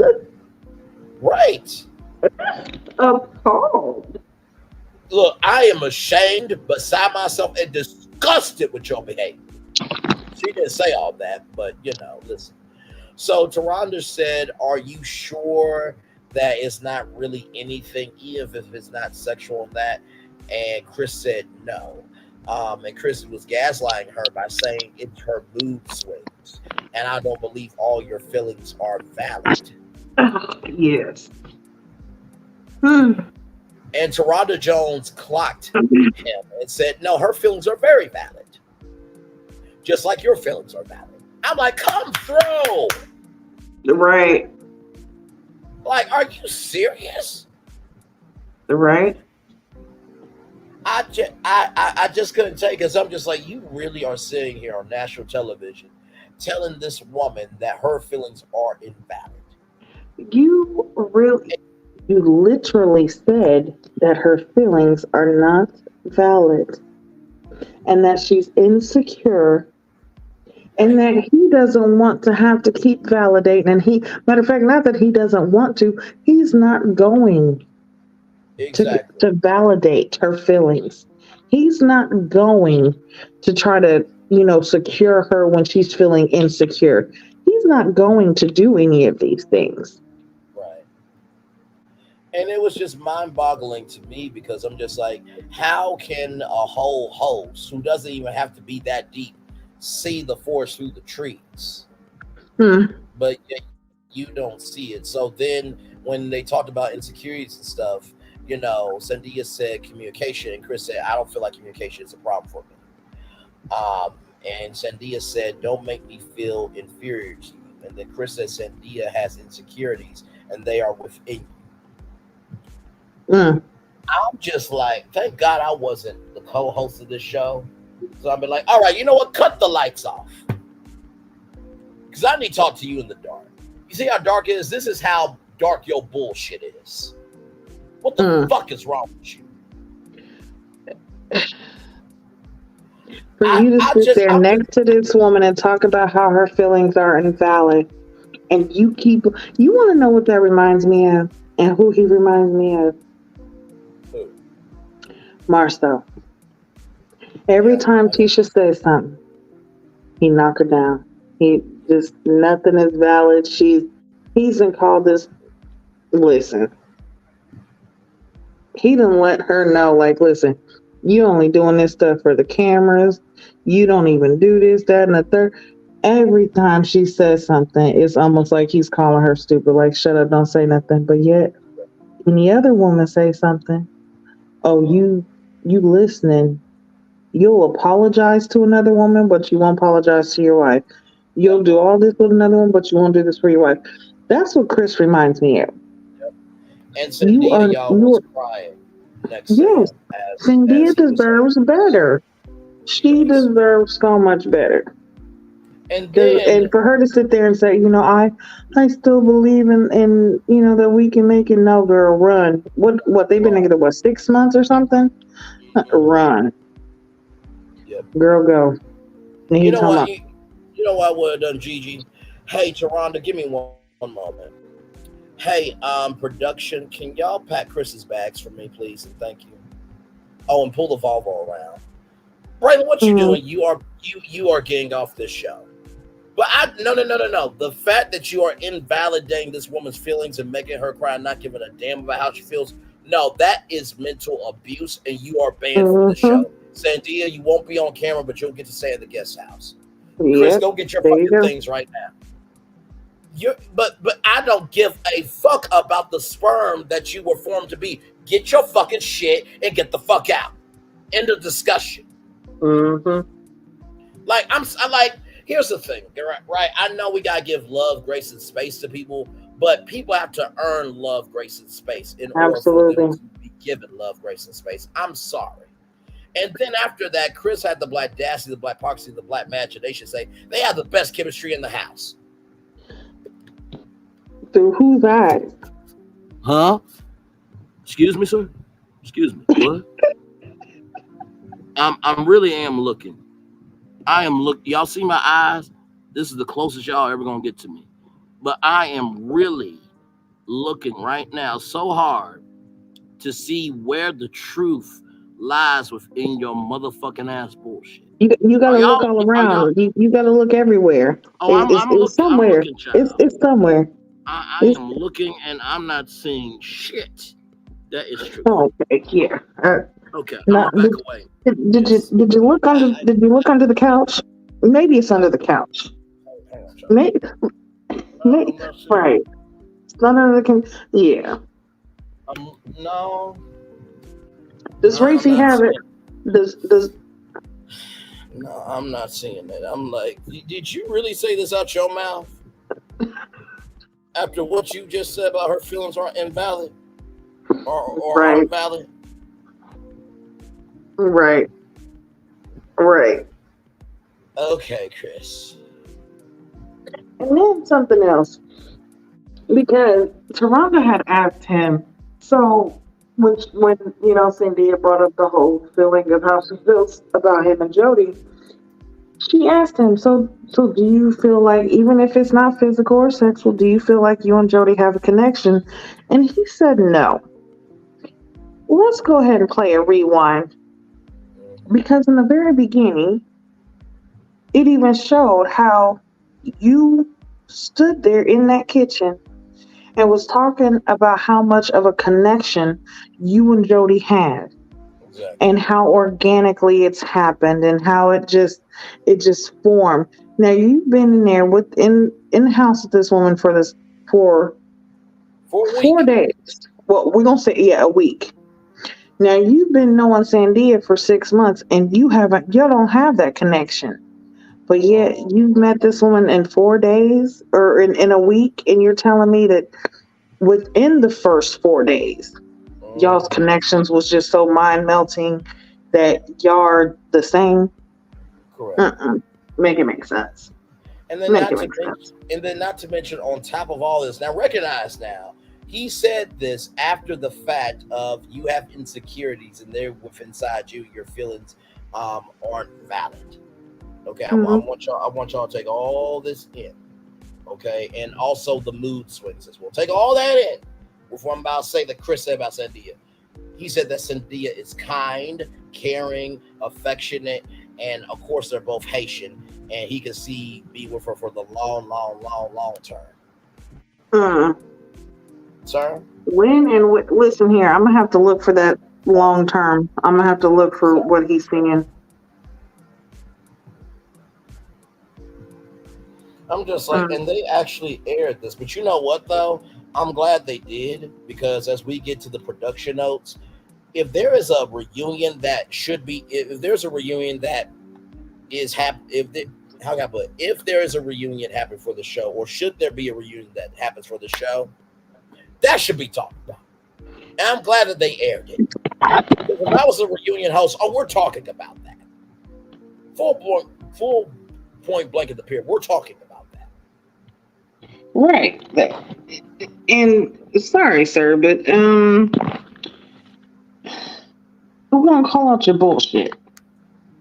You're not finna play no games and act like we are not seeing the shit. Like who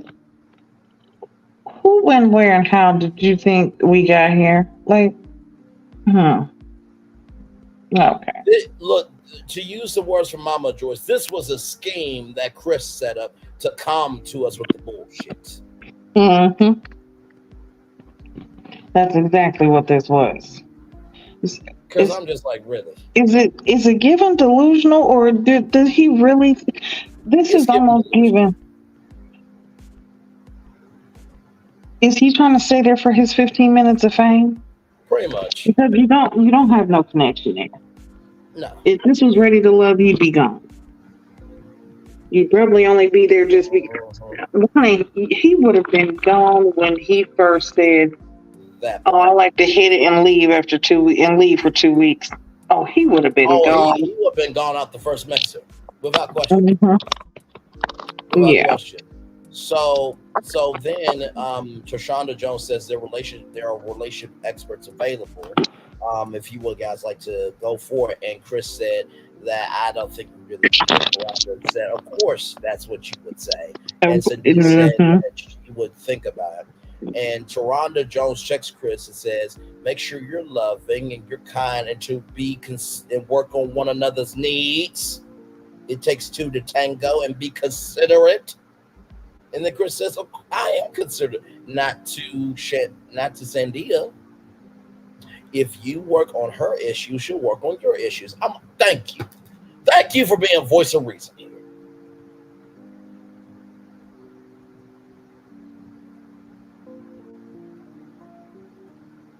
Gigi, you there? Yeah, listen, Taronda was on her shit. She was. The faces that she was making, and when she said, listen, they're available for you. And when he said that and she said, I knew you'd say that. The face that she made was honestly, I feel like she's through. She just disgusted with Chris's ass. Just,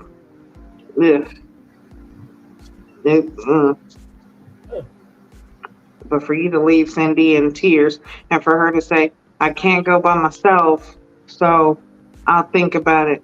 And he told me, oh no, I'll go with you if you want me to go with you. You know what I would if I was co-host. Hey, you know what? Since Chris doesn't know how to take responsibility, I'm gonna go to the relationship expert sessions with Sandia. so she can feel supported. Well, that's my job. Well, you're not giving a fuck about your job, so I'm gonna have to do it for you. Mm-hmm. Yeah. Do you not know me and Chris would not get along the whole season if I was co-host there? He would drag my ass out the room. Braylon is such a Mitch. Oh, well, Listen, this is the time to go ahead. Listen, this is the time to go ahead and send out the promo for the live 3-part reunion special. Child, yes. Listen here, Braylon or I can host it, and trust and believe you will definitely get what you want. Child. But we need a live reunion show, a live reunion special. Yes, we do. You're right, baby doll. Chris is emotionally unavailable and not a safe man for the simple fact that he doesn't protect Sandia emotionally. Yep, that's very dangerous. I agree with you. That's dangerous. Yeah, absolutely. So this is what we're going to need, okay, for this live reunion, Oprah Winfrey Network. For one, we're going to need a live audience. Number two, we're going to need to stream it on Max and Discovery Plus live. We're also going to need to stream it to the Oprah Winfrey Network YouTube channel. We're going to need to stream it to the Max YouTube channel. We're going to need to stream it to the Discovery Plus channel. So that's 6 different platforms live. And of course, so that's basically 7 platforms live. We're going to need 2 hours because part 1 and part 2 is going to be covering the season. I'm thinking part 1 will be covering episodes 1 through 5, and then part 2 will cover 6 through 10, and then part 3 is going to be for family and friends. Now, when we bring people up on StreamYard, what we'll probably have to do is we'll probably have to have a form of what is your question, so that we can filter this out, because we don't need no ignorant bullshit on live TV, because this is already some ignorant bullshit as it is. Not all of it, but some of it. So, and the last time y'all went live at the Oprah Winfrey Network was September 28th, 2014, with Oprah's Life Class. That's 10 years ago. Why not come back with something new when you have such a fresh show like this? That part. It is time for y'all to step into y'all new identity, and there will be nothing better than doing this live.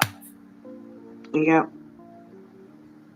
And like I said, you know, me and Gigi, the way we're reviewing this show is the same energy you're gonna get in person.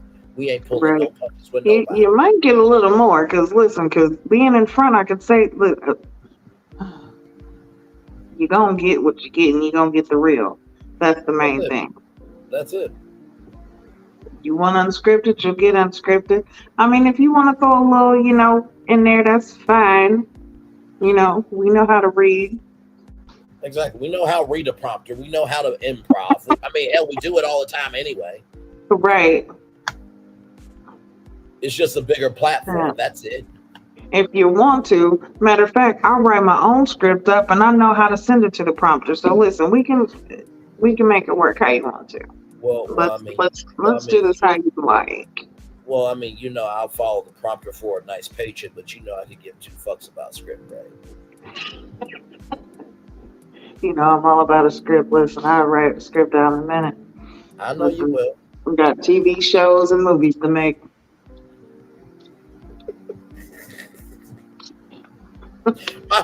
Meanwhile, my behind over here saying, I'll read a script for a check, but I could give 2 fucks about a script. Right. Okay, great. This is what we're going to do. For the check to land your bank account, you have to read the prompter. Okay, that's fine. That means no improv. I don't know about that, because the questions I'm asking are based on the show. So it's an unscripted show, so I'm going to have to be unscripted. Damn it. Fine, right? Just be responsible. You're asking me to be responsible on live TV, and these people are responsible for 10 episodes. Are you actually what responsibility do you think I'm going to give you? That part. Listen, I'll be responsible for it. You're right. It's for a check. Got to be responsible for a check. And we are not playing about this, because y'all already listened to us for Ready to Love. Y'all just haven't executed everything yet. And I just thought about this too. Remember how I said season 10 for Ready to Love should be on a yacht? Can you even do a yacht in Philadelphia though? I mean, do they possibly? But it's not going to be crystal blue water. Hey, what Yeah, up, I though? was It's gonna say, season 10. I still think Philly people go either to Florida or come here for the water. So Right. It should have been in Vegas. I'm sorry. It should have been somewhere tropical for season 10. So y'all could do the whole shebang, you know. yeah, Vegas ain't too tropical. That's deserty. Well, I'm But well, they but got pools. They have pools. they do. They do. They They do. have they have very nice pools. Yeah. I mean you could even put like a little hey man, I think they do. Don't they have lakes and rivers in Vegas? Yeah, well, yeah, little lakes. They could do a little something, but yeah, you know what? If they really wanted to do the yacht thing, it probably would be best to go out to Florida or California then do the yacht thing. Mm-hmm. Because I mean, like I said, y'all, a little off track here, but to get to 10 seasons, 10 years on TV is a big deal. It is. No matter how you got there, it's a very big deal. So I just feel like Nephew Tommy should be able to come on the yacht and say, "Congratulations, y'all! This is season 10." But y'all doing it in Philly, so we'll see how we'll see how y'all do it. I mean, you know what? Y'all could stomp out onto the field of the Philadelphia Eagles and do a season 10 celebration, maybe. But we'll see. Hey, Speaking Peace, welcome. And just somebody to say hi, hit the like as well. Much love, Speaking Peace. Thank you so much, Wayne. So we get to the next scene. There's some Stella Rosa being drunk on. Okay, all right. I see the brand names coming through. All right, y'all put some money in this show. Y'all talk to some people. Okay, all right. Right. We had Grandma. We had Grandma Ye being seen. We got Stella Rosa being seen. I'm like, okay, all right. And there's cooking going on. And so Chris, he is mentally triggering because he says, they actually talk about the couples check-in, and Chris is big mad because people are being weak-minded. Now, I thought that he was talking about the ladies spreading the rumors and stuff, which that could be the case, but he was just saying what he's doing is he is trying to control the optics of being the victim so he can act a fool. And so then Chris and gets what's into so crazy about that? Let's actually start back because when he came in the house, it was Jody who asked him, "So how did couples check-in go?" Correct. If you are not interested in this man, and if there is such a problem, why are you steady opening your damn mouth to try to be all up in this man's business and his relationship? He didn't come in and ask you no question. And then you sat there and you wanted to, agree with them again. Right. And that's when Dymond was like, look, enough. And they get into a back and forth, and I'm seeing Aaron H. And I'm just like, dude, I'm sorry, bro. But Dymond says this a little bit later. You should have my back. You should have had her back. But like, whoa, bro, because I said too that y'all two don't have any chemistry. So don't get on to my woman, or I'm gonna have to get on you. You should have stepped up, Aaron H. You should have. Yeah. I'm sorry. All right, like real talk. Absolutely. Listen, I would have let it be known. Listen, especially Aaron, you sitting there talking about why would she? Because after Dymond, said her piece, why would you start it during dinner? Why do you keep opening your mouth for one? Exactly. And two, I would have had to lay on him. And Aaron H, you definitely should have had her back. You definitely should have spoke up because I would have let it be known. Listen here, you and Jody, Aaron, y'all have no connection. This woman gives more respect and more time to this man than what she does you. You were steady. You were in here cooking in this kitchen like you a housewife. It was the stern for me. Listen.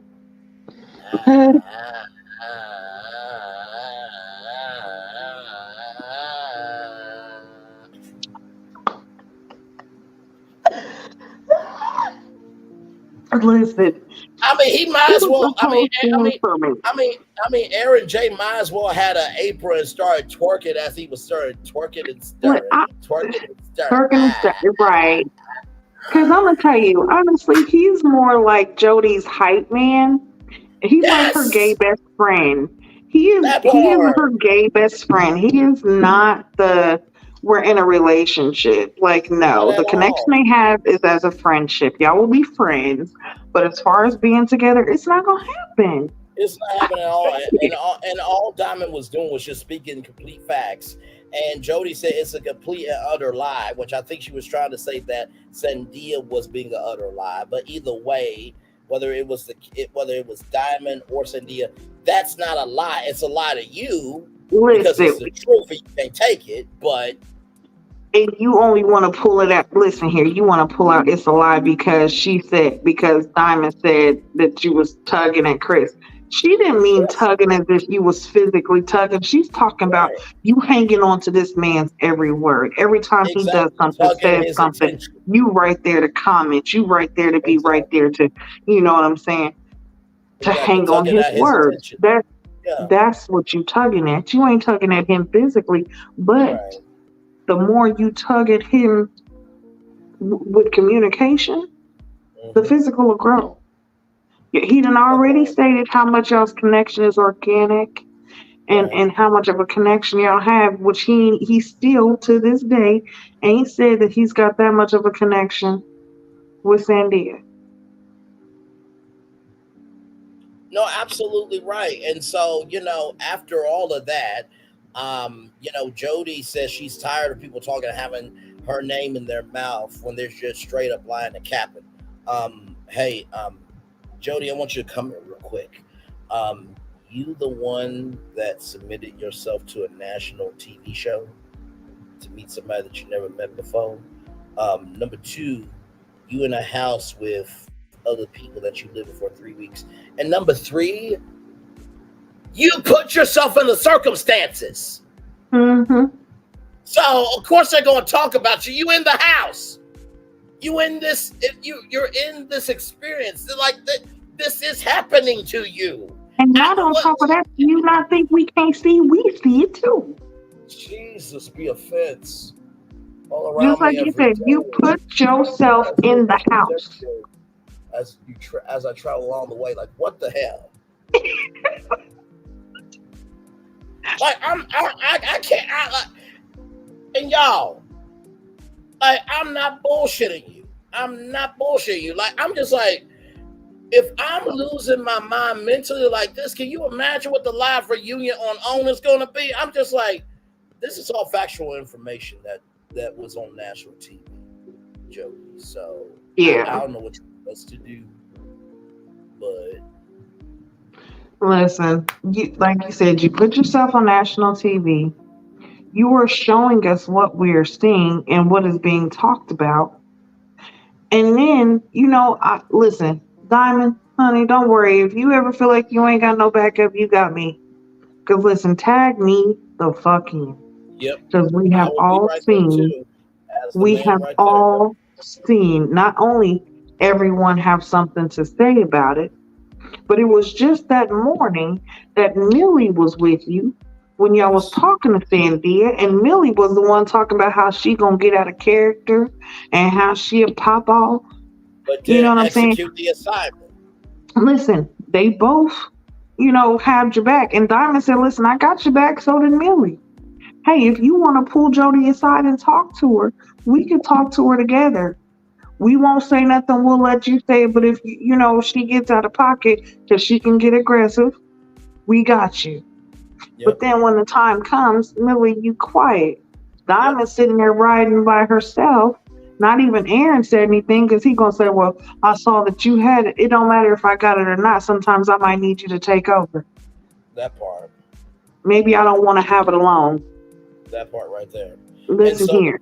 Dymond said, y'all scared to talk because she's here, but y'all talk when she's not here. What's going on? Mm-hmm. And like you said, baby doll, Aaron's response to all the chaos was soft as fuck. He gonna say, why are you bringing this up as we're cooking?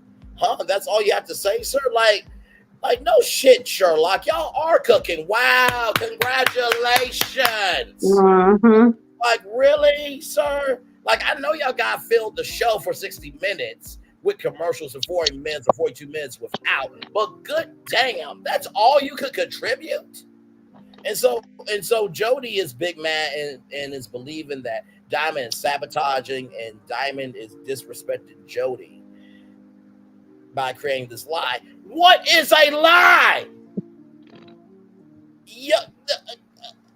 What the fuck is wrong with you, bitch ass? Yo, the person that you with was more concerned about the time of the conversation than what was actually happening in the conversation. What the fuck? Right. Okay. He's her hype man. He is more of a hype man than what he would ever be as a boyfriend. I can't do it. Let's get to the end of this damn review, child, because because it ends with even after dinner, Dymond and Aaron and Shay and Josh decide to go to the boom boom room because one thing is Shay and Josh, they are not full no fooleries. They are not full of the bullshit. And I think they said that Shay don't like Jody. I don't know if they were talking about Shay or they were talking about Dymond, but listen, they all said, no, we gonna go on over there because we're not for the shit. We're not. So Dymond and Aaron H are talking, and Dymond say, everybody's talking about everybody behind their back. Just own up to what you do. And Dymond wanted Aaron H to back her up, and Aaron H said that you had it. And I already said that, dude, you should have stepped up. I love the fact that you love Dymond. I love the fact that you're unapologetic about y'all love. But dude, right is right and wrong is wrong. Like, I'm sorry. Sometimes you gotta be the crazy one by yourself. You know what I mean? So Jody took everyone's dietary habits into consideration. Good for you, Jody. Good for fucking you. By the way, Jody, to give you some fucking game, if you apply for production, they usually will send out a list of what your dietary restrictions are, okay? Mm-hmm. Like, I'm sorry. Okay, no, all good, Queen. All good. So, as we roll on here, I'm just like, really, you want credit for actually doing what the fuck you're supposed to do and caring about people? Okay, child. So anyway, Josh and Shay are going to eat with Dymond and Aaron H in the boom boom room, and it was Shay that said, I did not want to be around that energy. Guess what? Josh is such a good ride or die. He's like, okay, listen, I'm with you. So he didn't do nothing wrong. He wasn't trying to be shady. He's all of y'all there for a relationship. You can't get mad at him because he's giving a fuck about his relationship, and y'all relationships are shit. The fuck. So, with that being said, Josh and Shay are in with Dymond and Aaron H in the boom boom room, and Brenda says, "You gotta be kidding me!" And Chris is big mad that they're not eating with them, and something has to be going on. You know what's going on? Their mental health is going on. You know what's going on? Their energy is going on. You know what's going on? Them caring about the fact that they have the right to say fucking no. You nobody's damn daddy. Shit. Fuck wrong with you? So true. As you said in the kitchen, I'm around a bunch of children. Well, it takes a child to know a fucking child. Right. Damn. So, y'all know I'm loving, kind, and gracious to people. But and Sienna's ass talking about, oh, more for us. Girl, your ass is almost out the door. Shut the fuck up. I'm like, you threw flowers at Brandon's feet. Your ass should have been gone after that.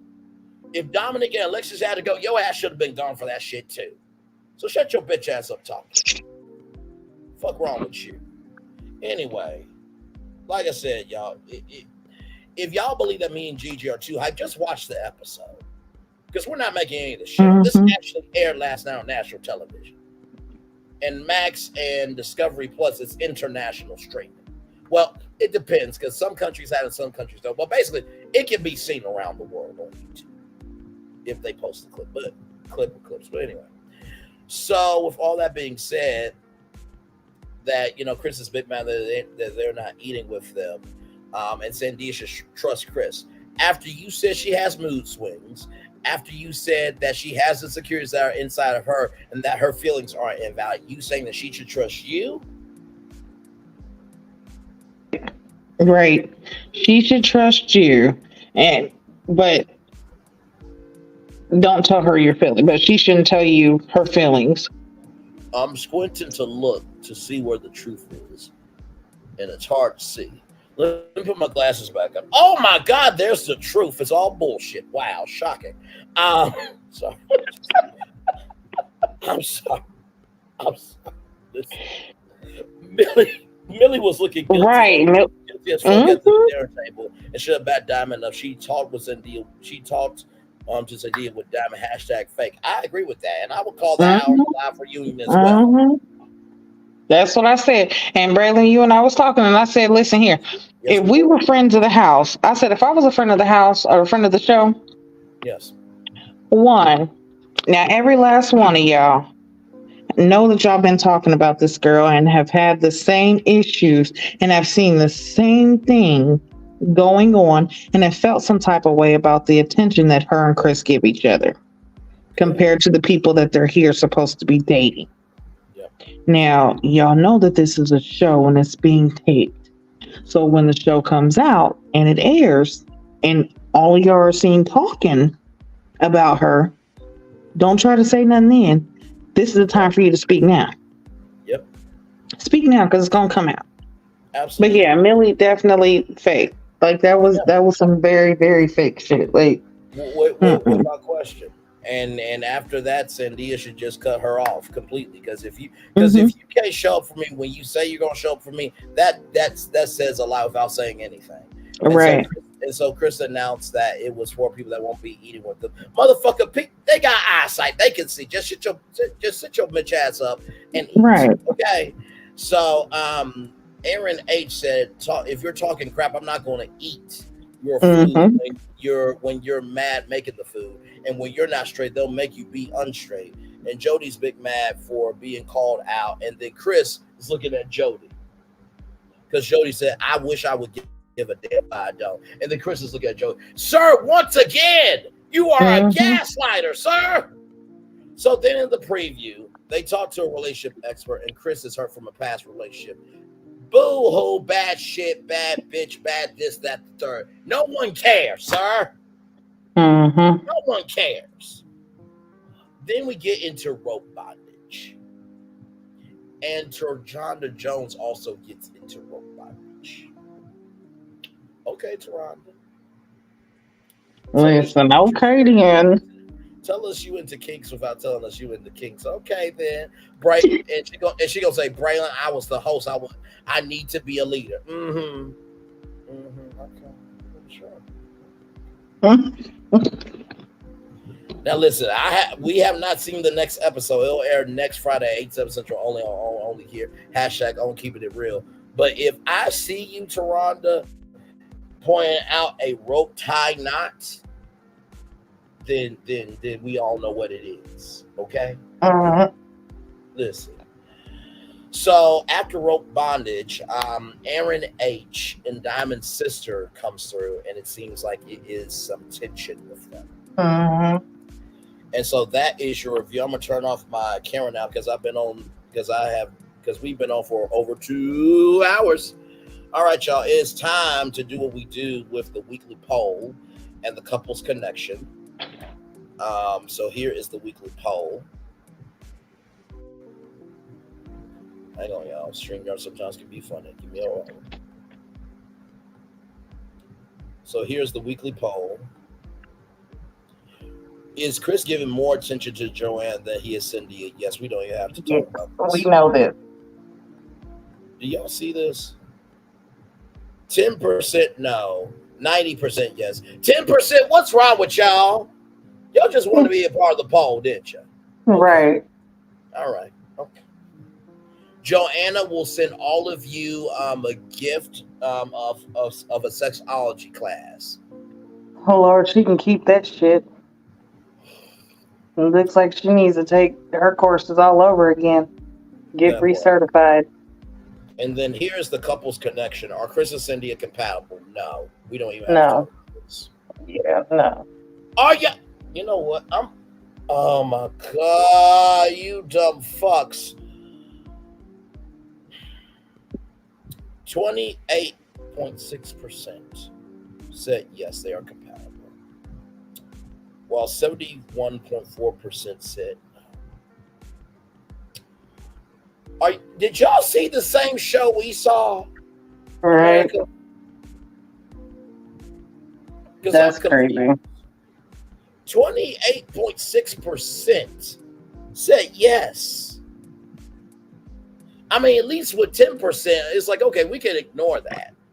But the fact that 28.6% of America agreed with the fact that a man said that she has mood swings, that she has said that her feelings aren't validated.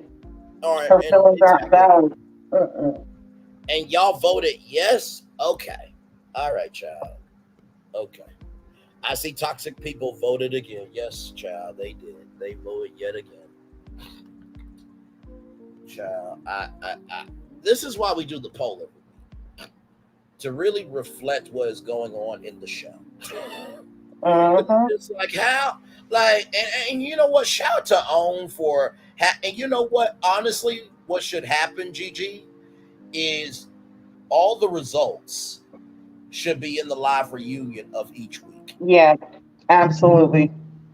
Absolutely. And that's for the weekly poll and the couples connection. Just to see where America has been. I gotta hop off here real quick, but I'll be right. Okay, you're good.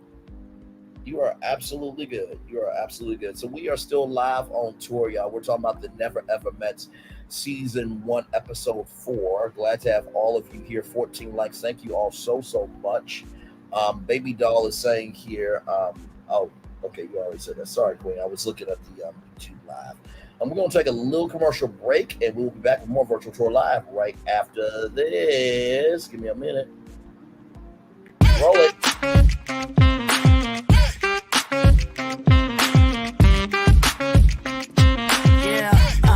Yeah, we hustle all day. Yeah, we're working, let me play.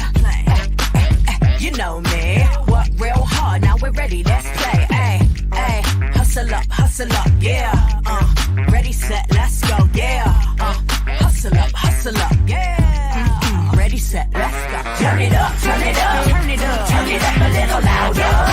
Now get low, come on, jump into the flow, jump into the flow. Turn it up, turn it up, turn it up, turn it up a little louder. Now get low, come on, jump into the flow, jump into the flow.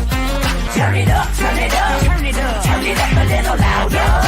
Now get low, come on, jump into the flow, jump into the flow. Turn it up, turn it up, turn it up, turn it up a little louder. Now get low, come on, jump into the flow, jump into the flow. Turn it up, turn it up, turn it up, turn it up a little louder. For Ramirez? Wingstop's triple meal deal. 6 classics, 6 boneless, and 2 tenders with 2 dips and a large fry for just $17.99. Get yours delivered today at Wingstop, where flavor gets its wings. For Ramirez?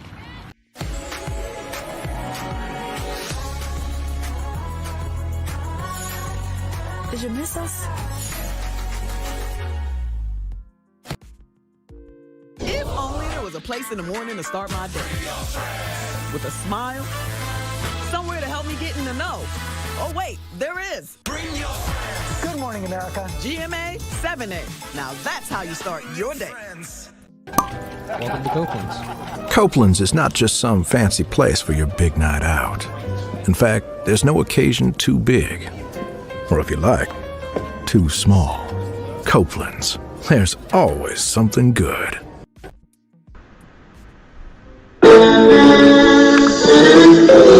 Sweet morning dew, one look at you, and it was plain to see you were my destiny. God, you are found. I come from nothing. Our son is your son. Welcome to the celebration.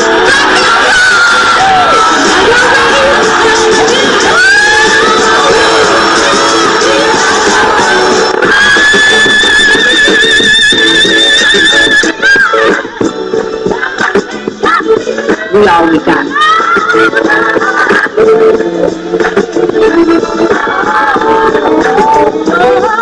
I'm sweet that. Don't you leave here today with happiness. I want you to leave here with joy.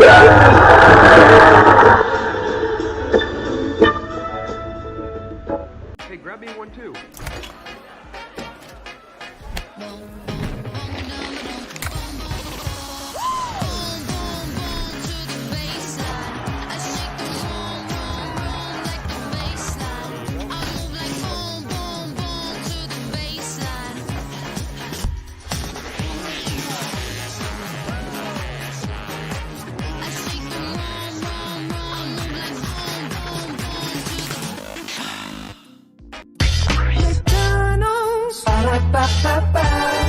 I'm loving it.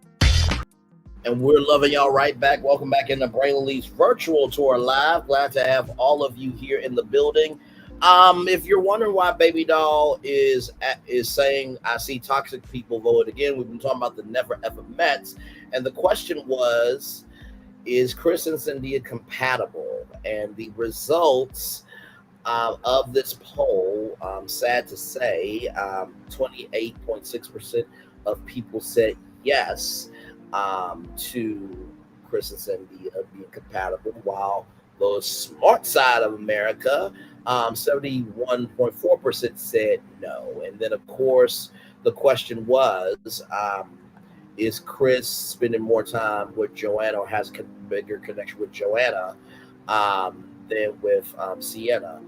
10%, the dumb side of America, said no. And then 90% said yes. So those are your results of the weekly poll and the couples connection. Gigi will be back in just a little bit here. Like, comment, share, subscribe. We are live on tour. Chat, these poll results never cease to amaze me, because I'm just like, did we watch the same show?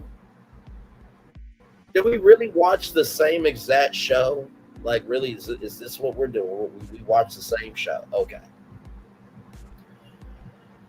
Oh, my Lord Jesus, y'all. It's a lot going on. Like I said, I think that this show really does have some really strong heat to it. And I do think a live reunion would make the most sense in the world on the Oprah Winfrey Network for this show. I mean, it's the first season. The couples are hot in terms of storytelling and energy and storylines. And I really do think a live reunion, a 3-part live reunion, would be the perfect crescendo or the perfect cherry on top for this show. So like, comment, share, subscribe. We are live on tour. We've been on the highways and byways and the possibilities of what can be of this virtual tour live for 2 hours, 12 minutes, and 15 seconds. Glad to have all of you here. So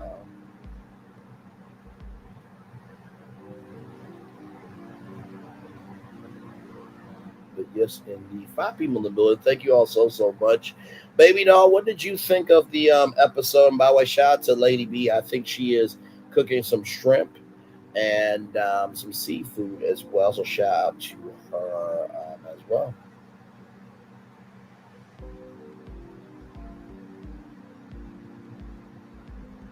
But yeah, this episode was just crazy, child. It was just, oh my Lord, just out the way, just ignorant. Like I was just appalled, really. I was just wow. So this is episode 5 coming up next Friday. And yeah, so that will be the halfway point. Because then we have 5 more episodes, and then that will be it for the Never Ever Mets. So there you go.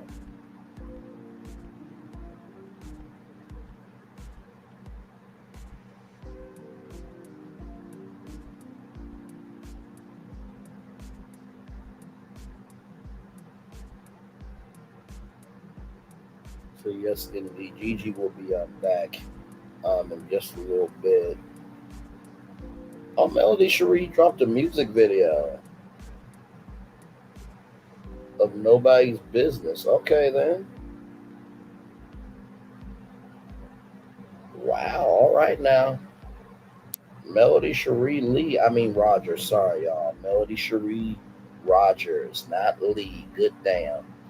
Um, it's dropping at 8 p.m. It's dropping at 8 p.m.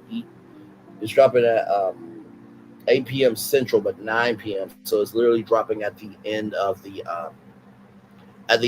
episode of Love Mary Huntsville. I thought the episode was interesting. The show seems to get better the further it gets. I'm ready to understand the cast more with deeper conversations on camera. I agree with that, and I think we will see that in this upcoming episode. With the relationship expert. You know what I mean? So it should be. I'm excited to see the possibilities of what can be. You know, with this show, and I really do think that this is going to be owned new franchise hit. I really do.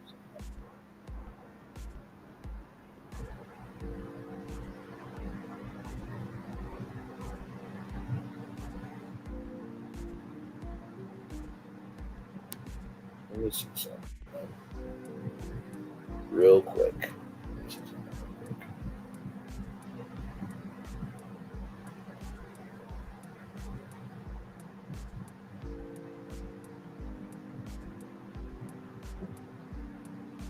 All right, y'all. So I'm gonna give y'all. No, so I have not seen it yet. She said that it's going to drop at 8 Eastern, so that's 9 cent. So 8 Central, 9 Eastern. 8 Central, 9 Eastern. So, listen, I don't think Melody would be upset if I played it on my YouTube channel. You know what I mean? If I do play that, I would just have to cut it out. But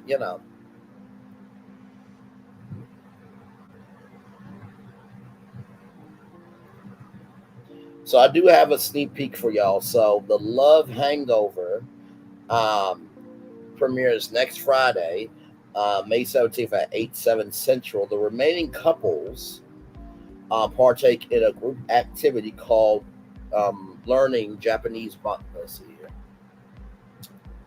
Braylon question: do you have a background in media? What kind of work have you or do you do in media, if you don't mind me asking? Oh, it's no problem at all.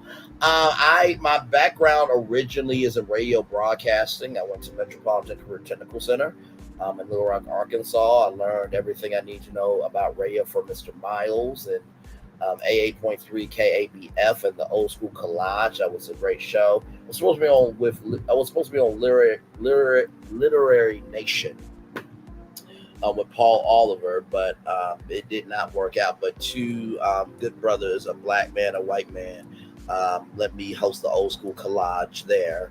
And then I got into TV, then I got into podcasting and a little bit of everything else. I genuinely love this industry because there is no limit to the creativity that you can do. There's no limit on the identity you can have. There's really no limit in the curiosities that you can delve into. You know what I mean? No, it's a very cute song. It's a very cute song. And from what I've seen of some of the visuals, looks really, really good. Thank you, Baby Doll, for asking that question. That was a great question. This is the Love Hangover, Friday, May 17th at 8/7 Central. The remaining couples partake in a group activity learning Japanese bondage.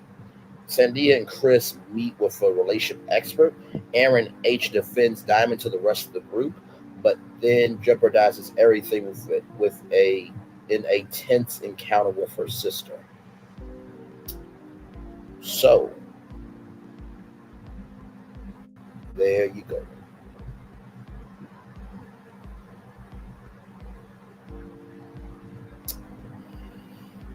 Oh,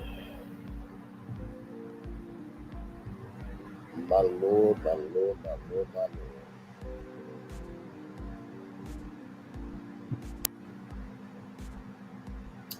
A lot going on, y'all. It's a lot going on.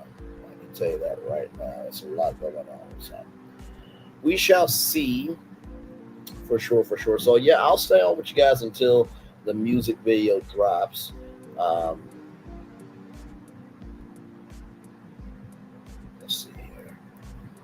I think the music video should be dropping on her YouTube channel, right? Let's see, Melody.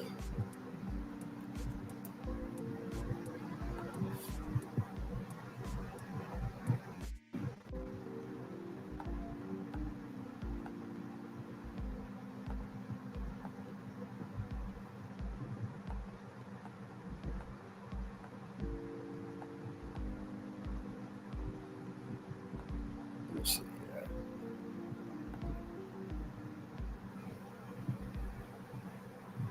No, that's Melody Cherie Topic. Yeah, that's Melody Cherie Topic. I'm trying to find.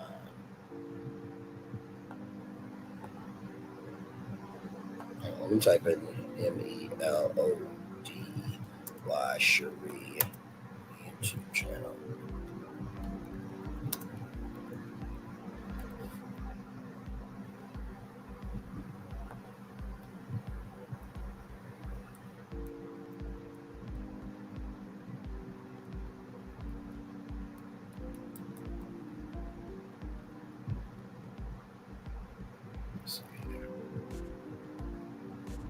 All right, so she has the song out. So it should be on her YouTube channel here in just a little bit. So yeah, we'll wait around for that. And you know what I'll do is I'll mute the music so that way we won't get copyright. I don't think Melody would mind me playing the song, but just to protect ourselves over here. But yeah, if you have not heard the song, it's a very, very good song.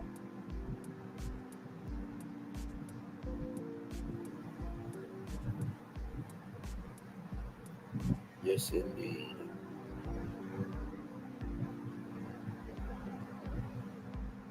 By the way, I hope you guys are enjoying, reviewing the Never Ever Mets. Like I said, I was the first one on YouTube to promote the show for months before anyone else was talking about it. And I just really loved the concept of the show so much that I was like, okay, let's review it from episode to episode. Of course, we were able to review it last week because YouTube wanted to be a stupid asshole with a dumbass decision. But, we're back. And thank you guys for watching episode 3. Trying to get to 100 views, but that will happen over time. But yeah, I hope you guys are enjoying the reviews. I think me and Gigi are a very good combo when it comes to doing this show because you get the male and female side, but also too you get the media game as well. And we are straight no chaser. We say what needs to be said on everybody. You know what I mean? No one is safe. So yeah, no one is safe. And I think also too we recognize the fact that even though everyone is on TV, that doesn't mean that everybody doesn't deserve love, grace, and space, because it does take a lot of vulnerability to put yourself out here for the world to judge you when the world doesn't know you. So it's definitely very gracious for sure with me and Gigi.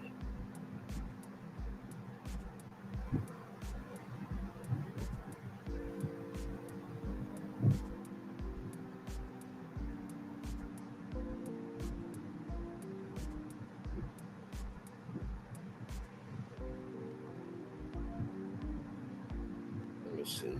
That would be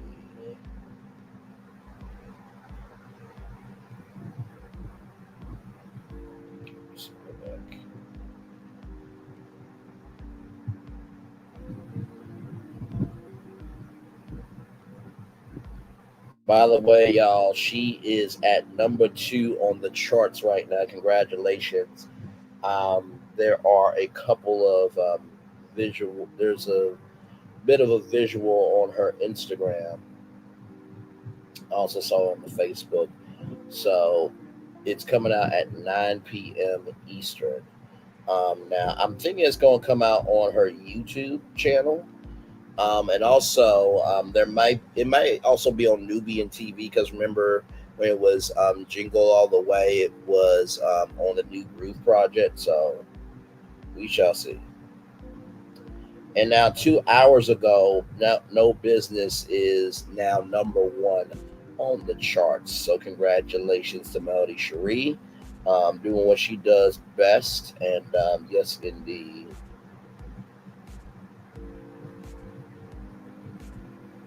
Oh no, you're absolutely good. You are absolutely good, child. You are absolutely good.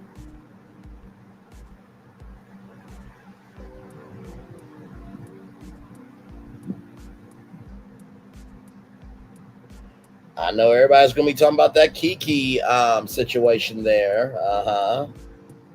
Because remember when I said to Diego, what if Kiki comes back to talk to Mel, and there it appears, there it appears, there it appears. Yes, there it appears.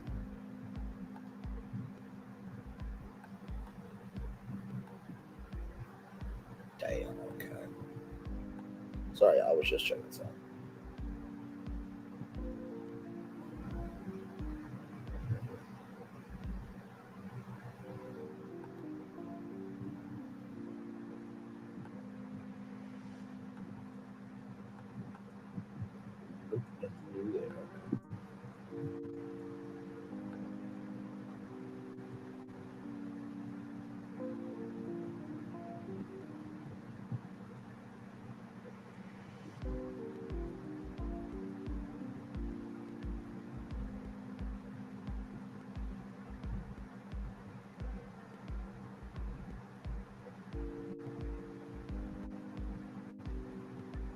Yes, indeed. So we're just waiting around for the premiere of Melody Cherie music video.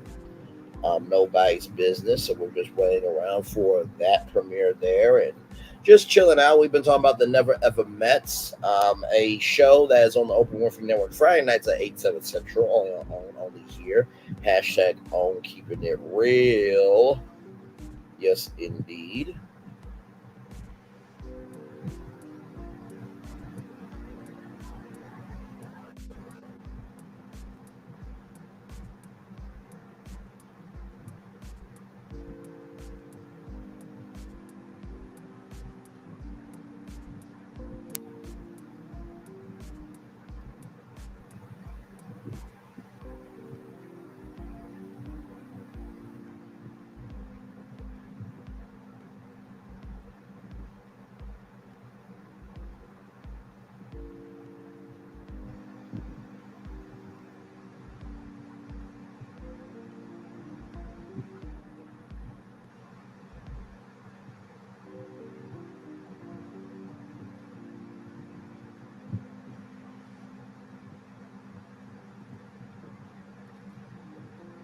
Sorry, I'm still here with y'all now.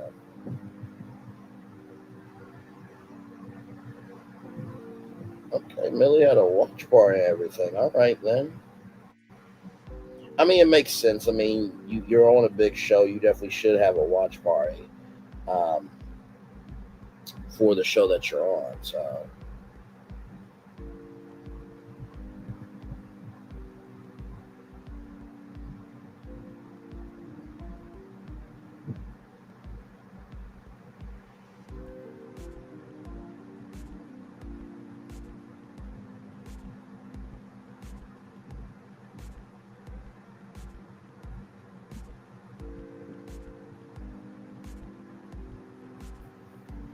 oh damn,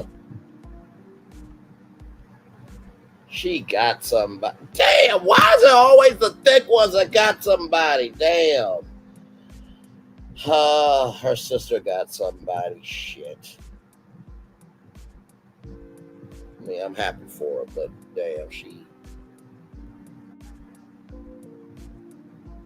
was cute. The thing about disappointment, y'all, it doesn't have to last. You know, there's always somebody. You know, that was something.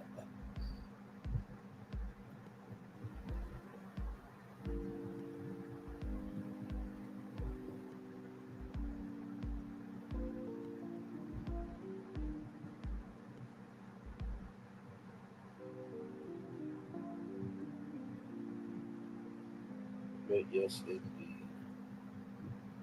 All right, y'all. One more minute until the premiere. Until the premiere of the new music video.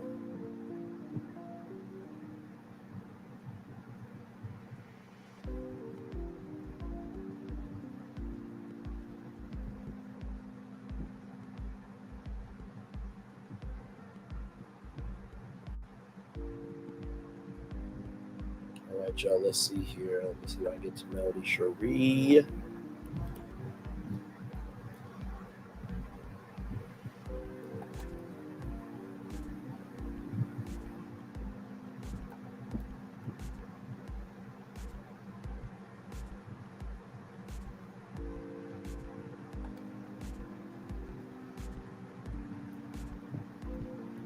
All right, y'all. It is 9 p.m. So gotta give it a moment for it to upload.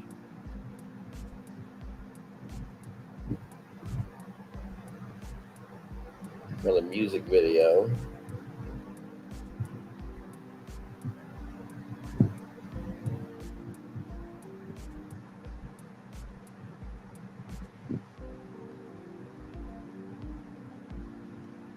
Hang on.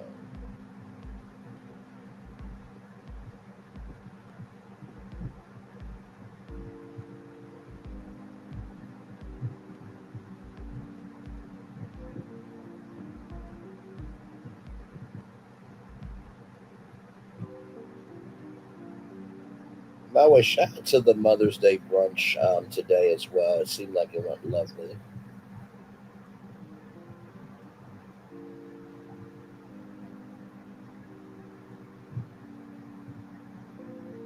Oh, wait a minute. Samantha got into the... Okay, then. All right. Okay, see, Samantha, see, you doing too much. You doing too much in those leggings. See...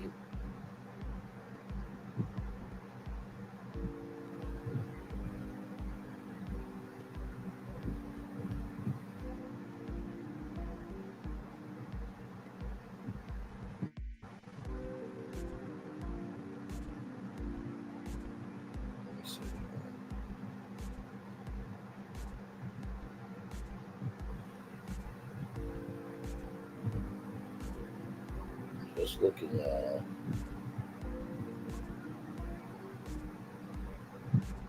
long IG story. All right, let me refresh it here. Okay, so no, I'm not seeing it as of yet. So it is 9 p.m. Eastern, 8 Central.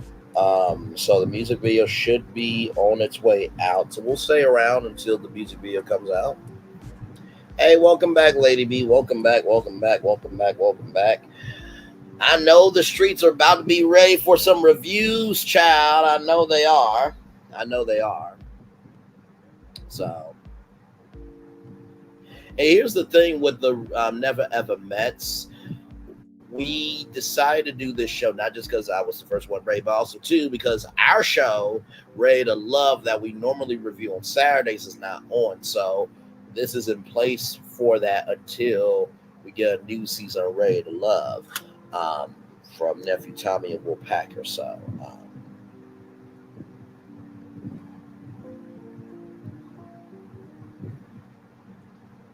yes.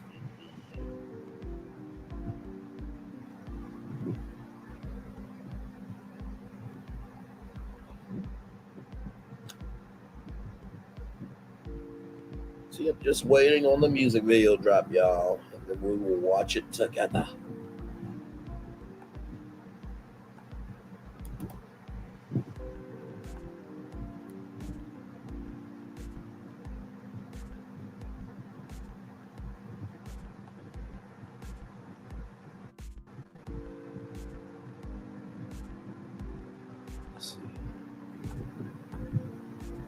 Nope, it's just the official audio still, y'all.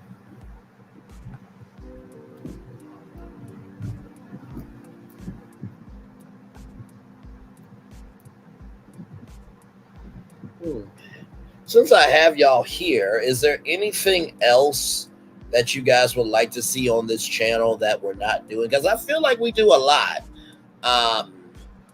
We do skits. I got in touch with Diego today, because he sounds like Carlos King. And so I feel like check-ins with the King would be a fabulous addition to this channel, where it's just me talking to Carlos King for a full hour about anything and everything, hot topics and things of that energy. So we're definitely going to try. We're definitely going to get that together because that's going to be fire for sure. So we're definitely going to try to do more skits over here because I love improv skits where it's a character and I just show up as myself and just engage with the character in the skit.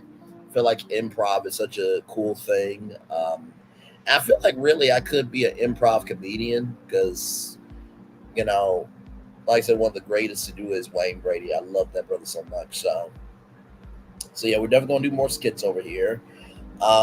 Is there any hot topics that you guys would like to talk more about that we don't do over here already? And what conversations would y'all like to have? So I'm asking because I feel like we are doing a good job of making sure we reflect everyone's taste over here. But of course, you know, you never really know because you can always fine tune things. But y'all let me know in the live chat. And yeah.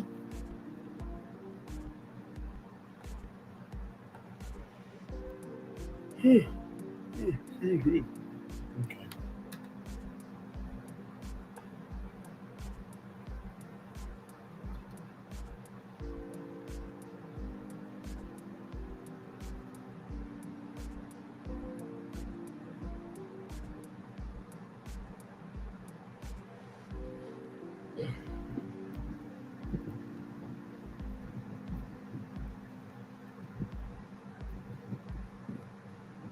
Okay, hang on, y'all. I'm trying to see what's going on here.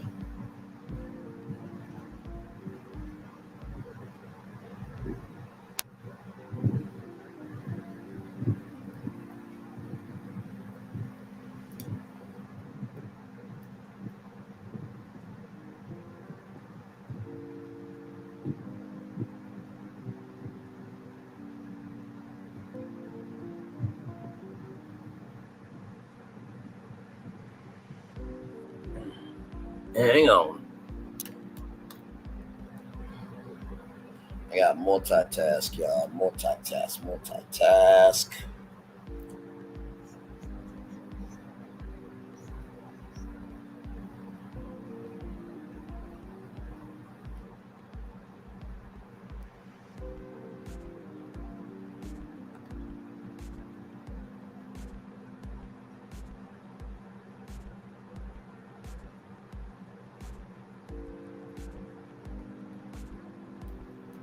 Let's see.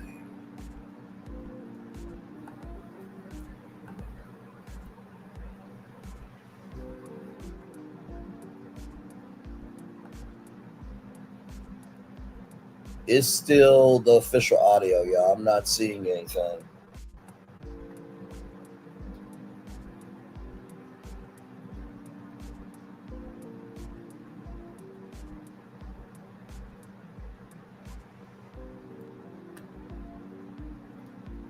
What's going on?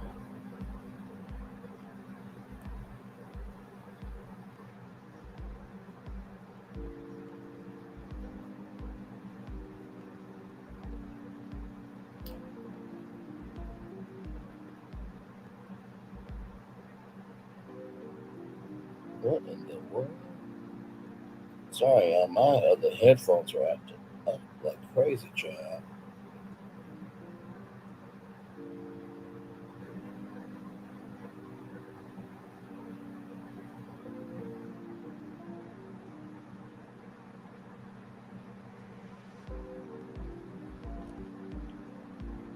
I'm still on with y'all. Just waiting for the music video.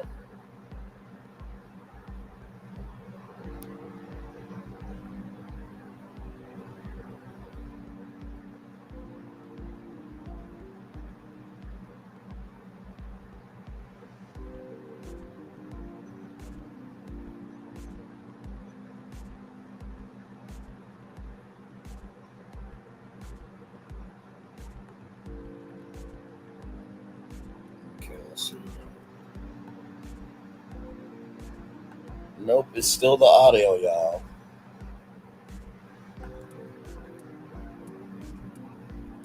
Thank you so much.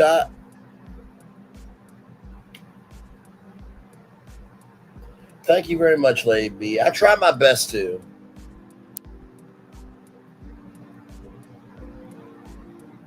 We're just waiting for the music video, y'all.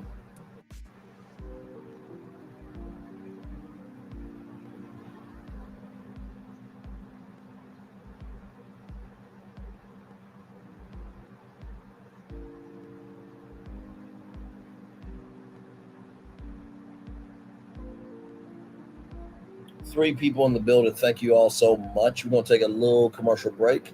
And yeah, we're just waiting for the Melody Cherie Nobody's Business music video to drop. We are live on tour. Like, comment, share, subscribe right after this. Roll it.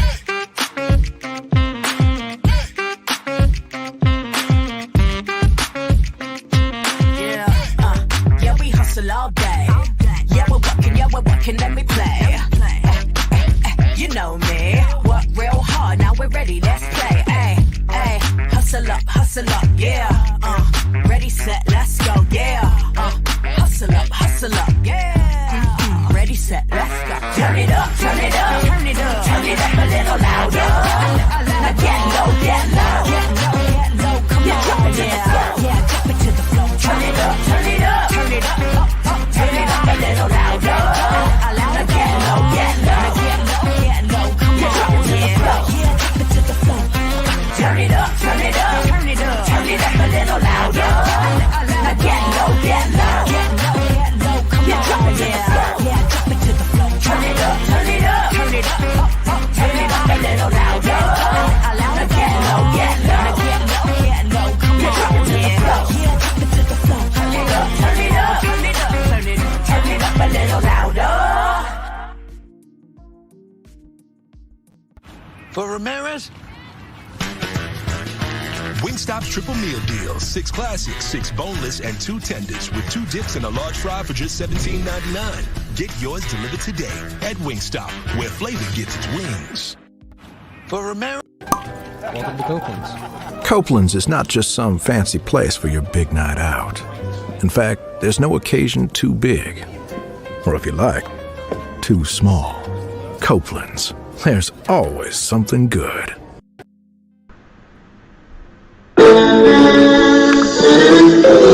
Sweet morning dew, one look at you, and it was plain to see you were my destiny. God, you have found. I come from nothing. Our son is your son. Welcome to the celebration.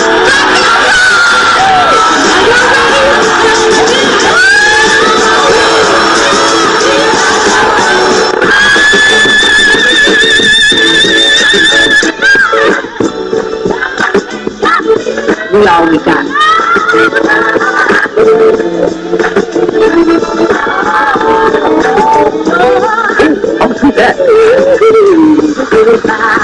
Don't you leave here today with happiness. I want you to leave here with shame.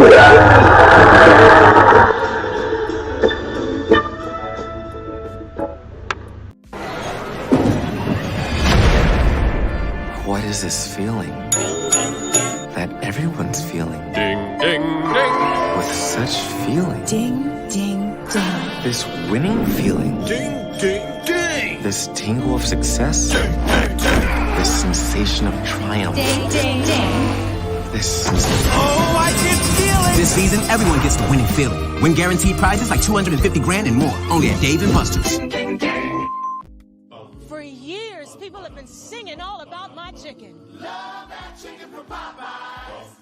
Nobody has a love affair with chicken like you do, with my slow marinated, hand-breaded Popeyes bona fide chicken. And right now, it's Love That Chicken Month at Popeyes, with 2 big pieces and a biscuit for just $2.99. So what are you waiting for? Come get some of my world-famous chicken and raise your mighty voices. Love that chicken from Popeyes.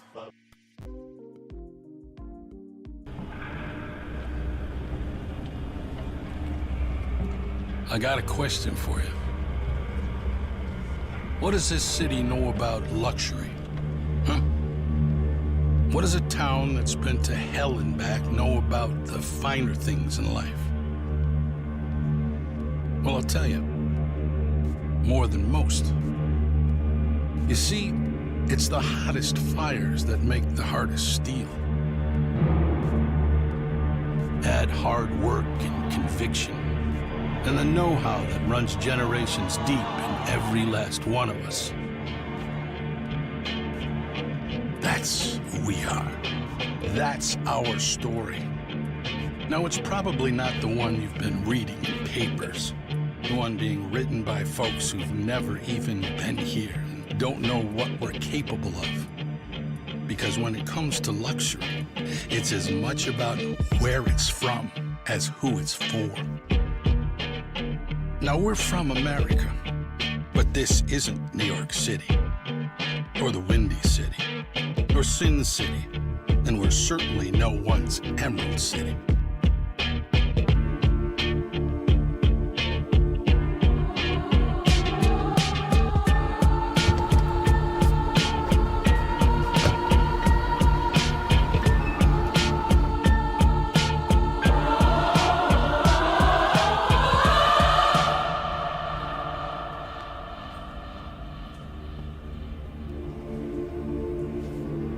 This is the Motor City, and this is what we do.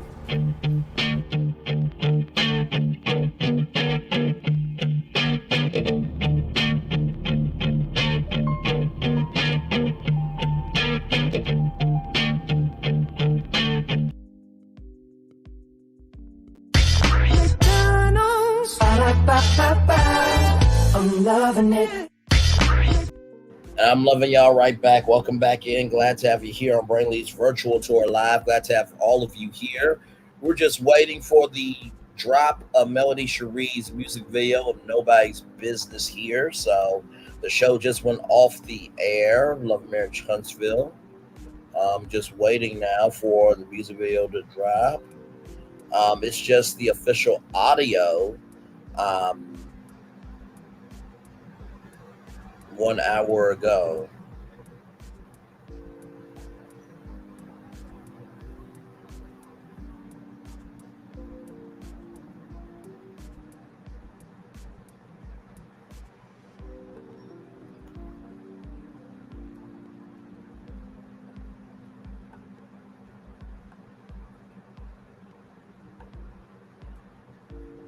I'm still not seeing the music video, y'all.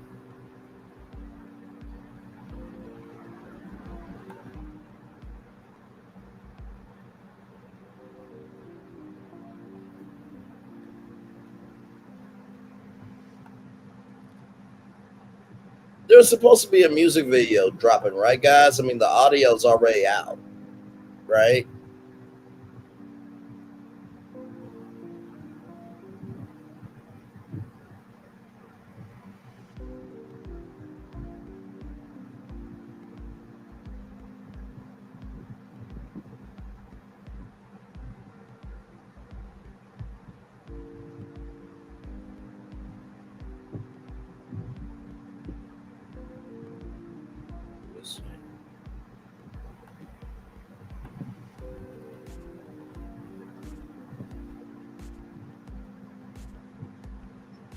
Let me see if Melody is doing anything.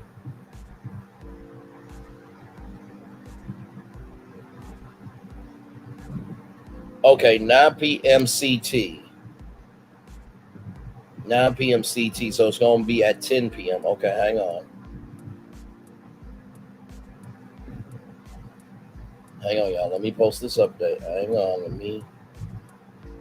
Let me get this up. Good Lord Jesus, it's a lot of stories here. So we gotta wait 1 more hour. So she said meet her on her YouTube channel, y'all. So it is gonna come out on her YouTube channel, which I figured as much.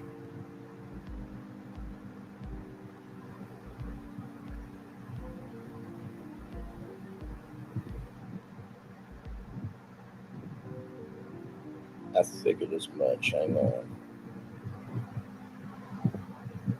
Make a post here. Hang on.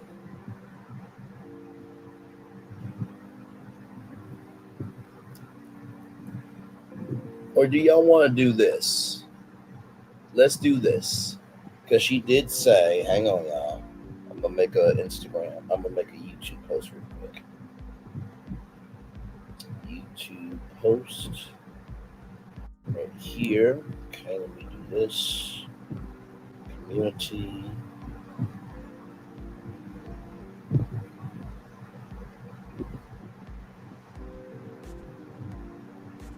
(10 p.m. EST) music video drop. Okay, so this is what I'm going to do because we're almost basically at 3 hours here. So what I'm going to do is I'm going to end this live, and then I'm going to make a quick thumbnail, and then we're going to do the 10 p.m. music video drop. Okay, so with that being said, let me get the daily motivator up for you guys, and then we will head on out. Trust me, it'll be the quickest thumbnail I've ever done. Listen, y'all know we try to support where we can. It's time for the daily motivator for today. Be curious always, for knowledge will not acquire you. You must acquire it to the black. It's time for the daily motivator for Saturday, May 11th, 2024. High standard. Hold yourself to a high standard. Don't make it an impossible standard, but don't let it be too easy either. Remind yourself frequently of that high standard, but never speak of it to anyone else, rather, at least not so many words. Instead let your actions, your results, your priorities speaking, express your high standard in the life you live, in the love and value and joy you give. Take your high direction, make a decision, small and large, as you grow in your wisdom and experience. Look how you can raise that standard.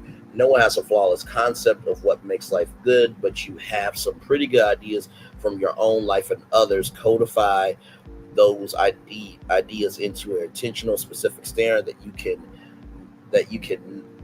can nudge you to live in the ways you know are best. Give yourself a good, honest, and reasonable standard to optimize your own choices and viewpoints. Keep that standard at the front of your mind, where it benefits will spread to every corner of your world. And I love that. I think high standard is done at execution. I think we can all agree here that this is a high standard channel. That doesn't mean we don't get down and dirty, but we get down and dirty on purpose. So that's one. In order to have a high standard, you have to execute it. Number two, recognize that there is a struggle to have a standard, because you will slip and fall. But just because you slip and fall doesn't mean you can't get back up. And finally, sometimes when you have high standards, you will lose people. We say that again, when having high standards, you will lose people. So just know that at the beginning, middle, end of the day, as long as you are about your business, you will always meet your high standards. And with that being said, it's time for the best outro on YouTube. Know what you do and do what you know. Never say you want more special, because you will always want blessed and trust. You may not be where you want to be, but by the end of it, you'll be where you need to be. Do what you've been chosen to do. Wise one thing, call yourself. It's another thing you're chosen. One love, much love, all love. I have spent time with you. You have spent time with me. I hope I spend time together with Ross. We'll be great together. Always remember, we're doing radio, television, YouTube, living your best life, or you're just calling out the bullshit of what should not be in a relationship. Make sure the replay is not just worth for you to watch it, not just worth for this to it, but if you want to experience it again. I love you. I value. I embrace you all. I'll see you in just a little bit for the music video drop at 10 p.m. About to get the thumbnail together, commercial break, and fireworks. Enjoy the fireworks for the day that was, for the day that's coming, for the blessings are on the way for you, me, all of us, as a society, as a people, as a culture. One love, much love, all love. I feel love, and I send it right back to you. See you guys in just a little bit. Bye.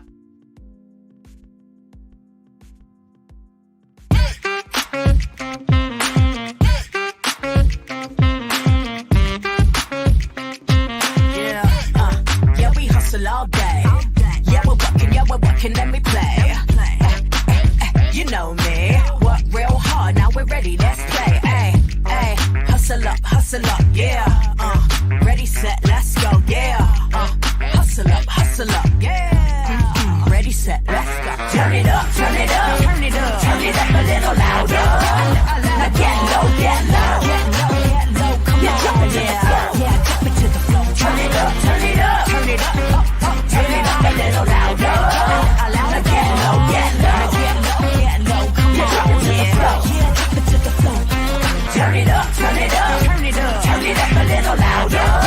Now get low, get low, get low, get low. Come on, drop it to the floor, yeah, drop it to the floor. Turn it up, turn it up, turn it up, turn it up.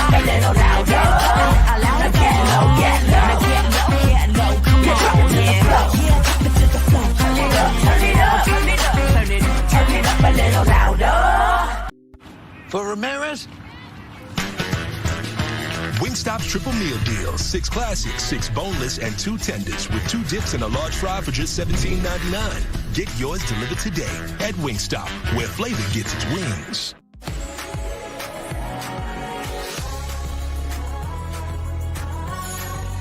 Did you miss us?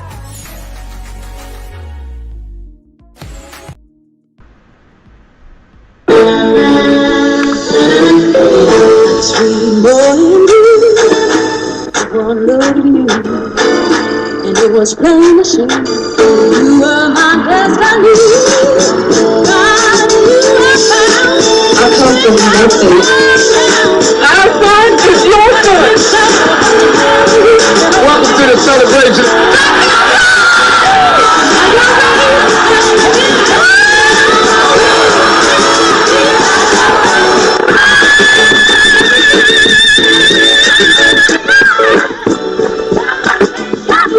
We all we got.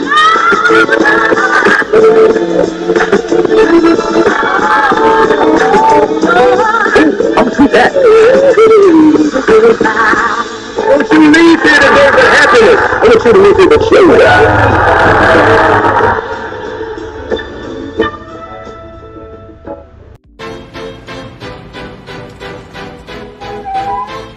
This is for all you multi-talented, multitasking, multi-everything people out there. Take it away. Find your glory, write your story, fearless feet will carry you. Time you own it, take your moment, be a fire burning through. Hustling from night until morning, grinding it out, it won't be long. Feel your power, it's your hour, you inspire, you are strong. Enjoy your Zola. No applause? You're all fired. Now that you've reached the stage in your life where quality television is important, Nubian TV is a black network that speaks to your lifestyle. Nubian TV is the world's first digital network devoted to the upscale and political lifestyles of black people. Nubian TV's programming includes politics, travel, fashion, food, automotive, arts and culture, civil rights, music, and more. Watch now on Amazon Fire TV, Roku, or watch globally at nubiantv.net. Nubian TV, it's what you want to watch. Caesar. Just look at him. Politician, general, author, ruler, man.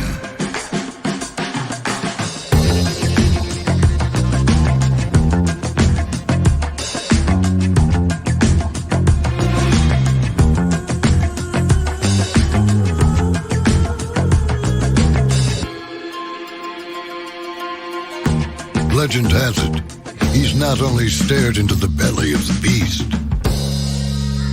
he's had it for dinner. Here he's free to relax, or party, or relax, or party, or relax, and party. His is a world of opulence, excess, and the occasional impulse buy. Not one to rest on his laurels, he's famous for ushering in a new age of entertainment. So, for anyone seeking a place where the sun never sets on a good time, all this awaits. I am Caesar, and I approve this palace.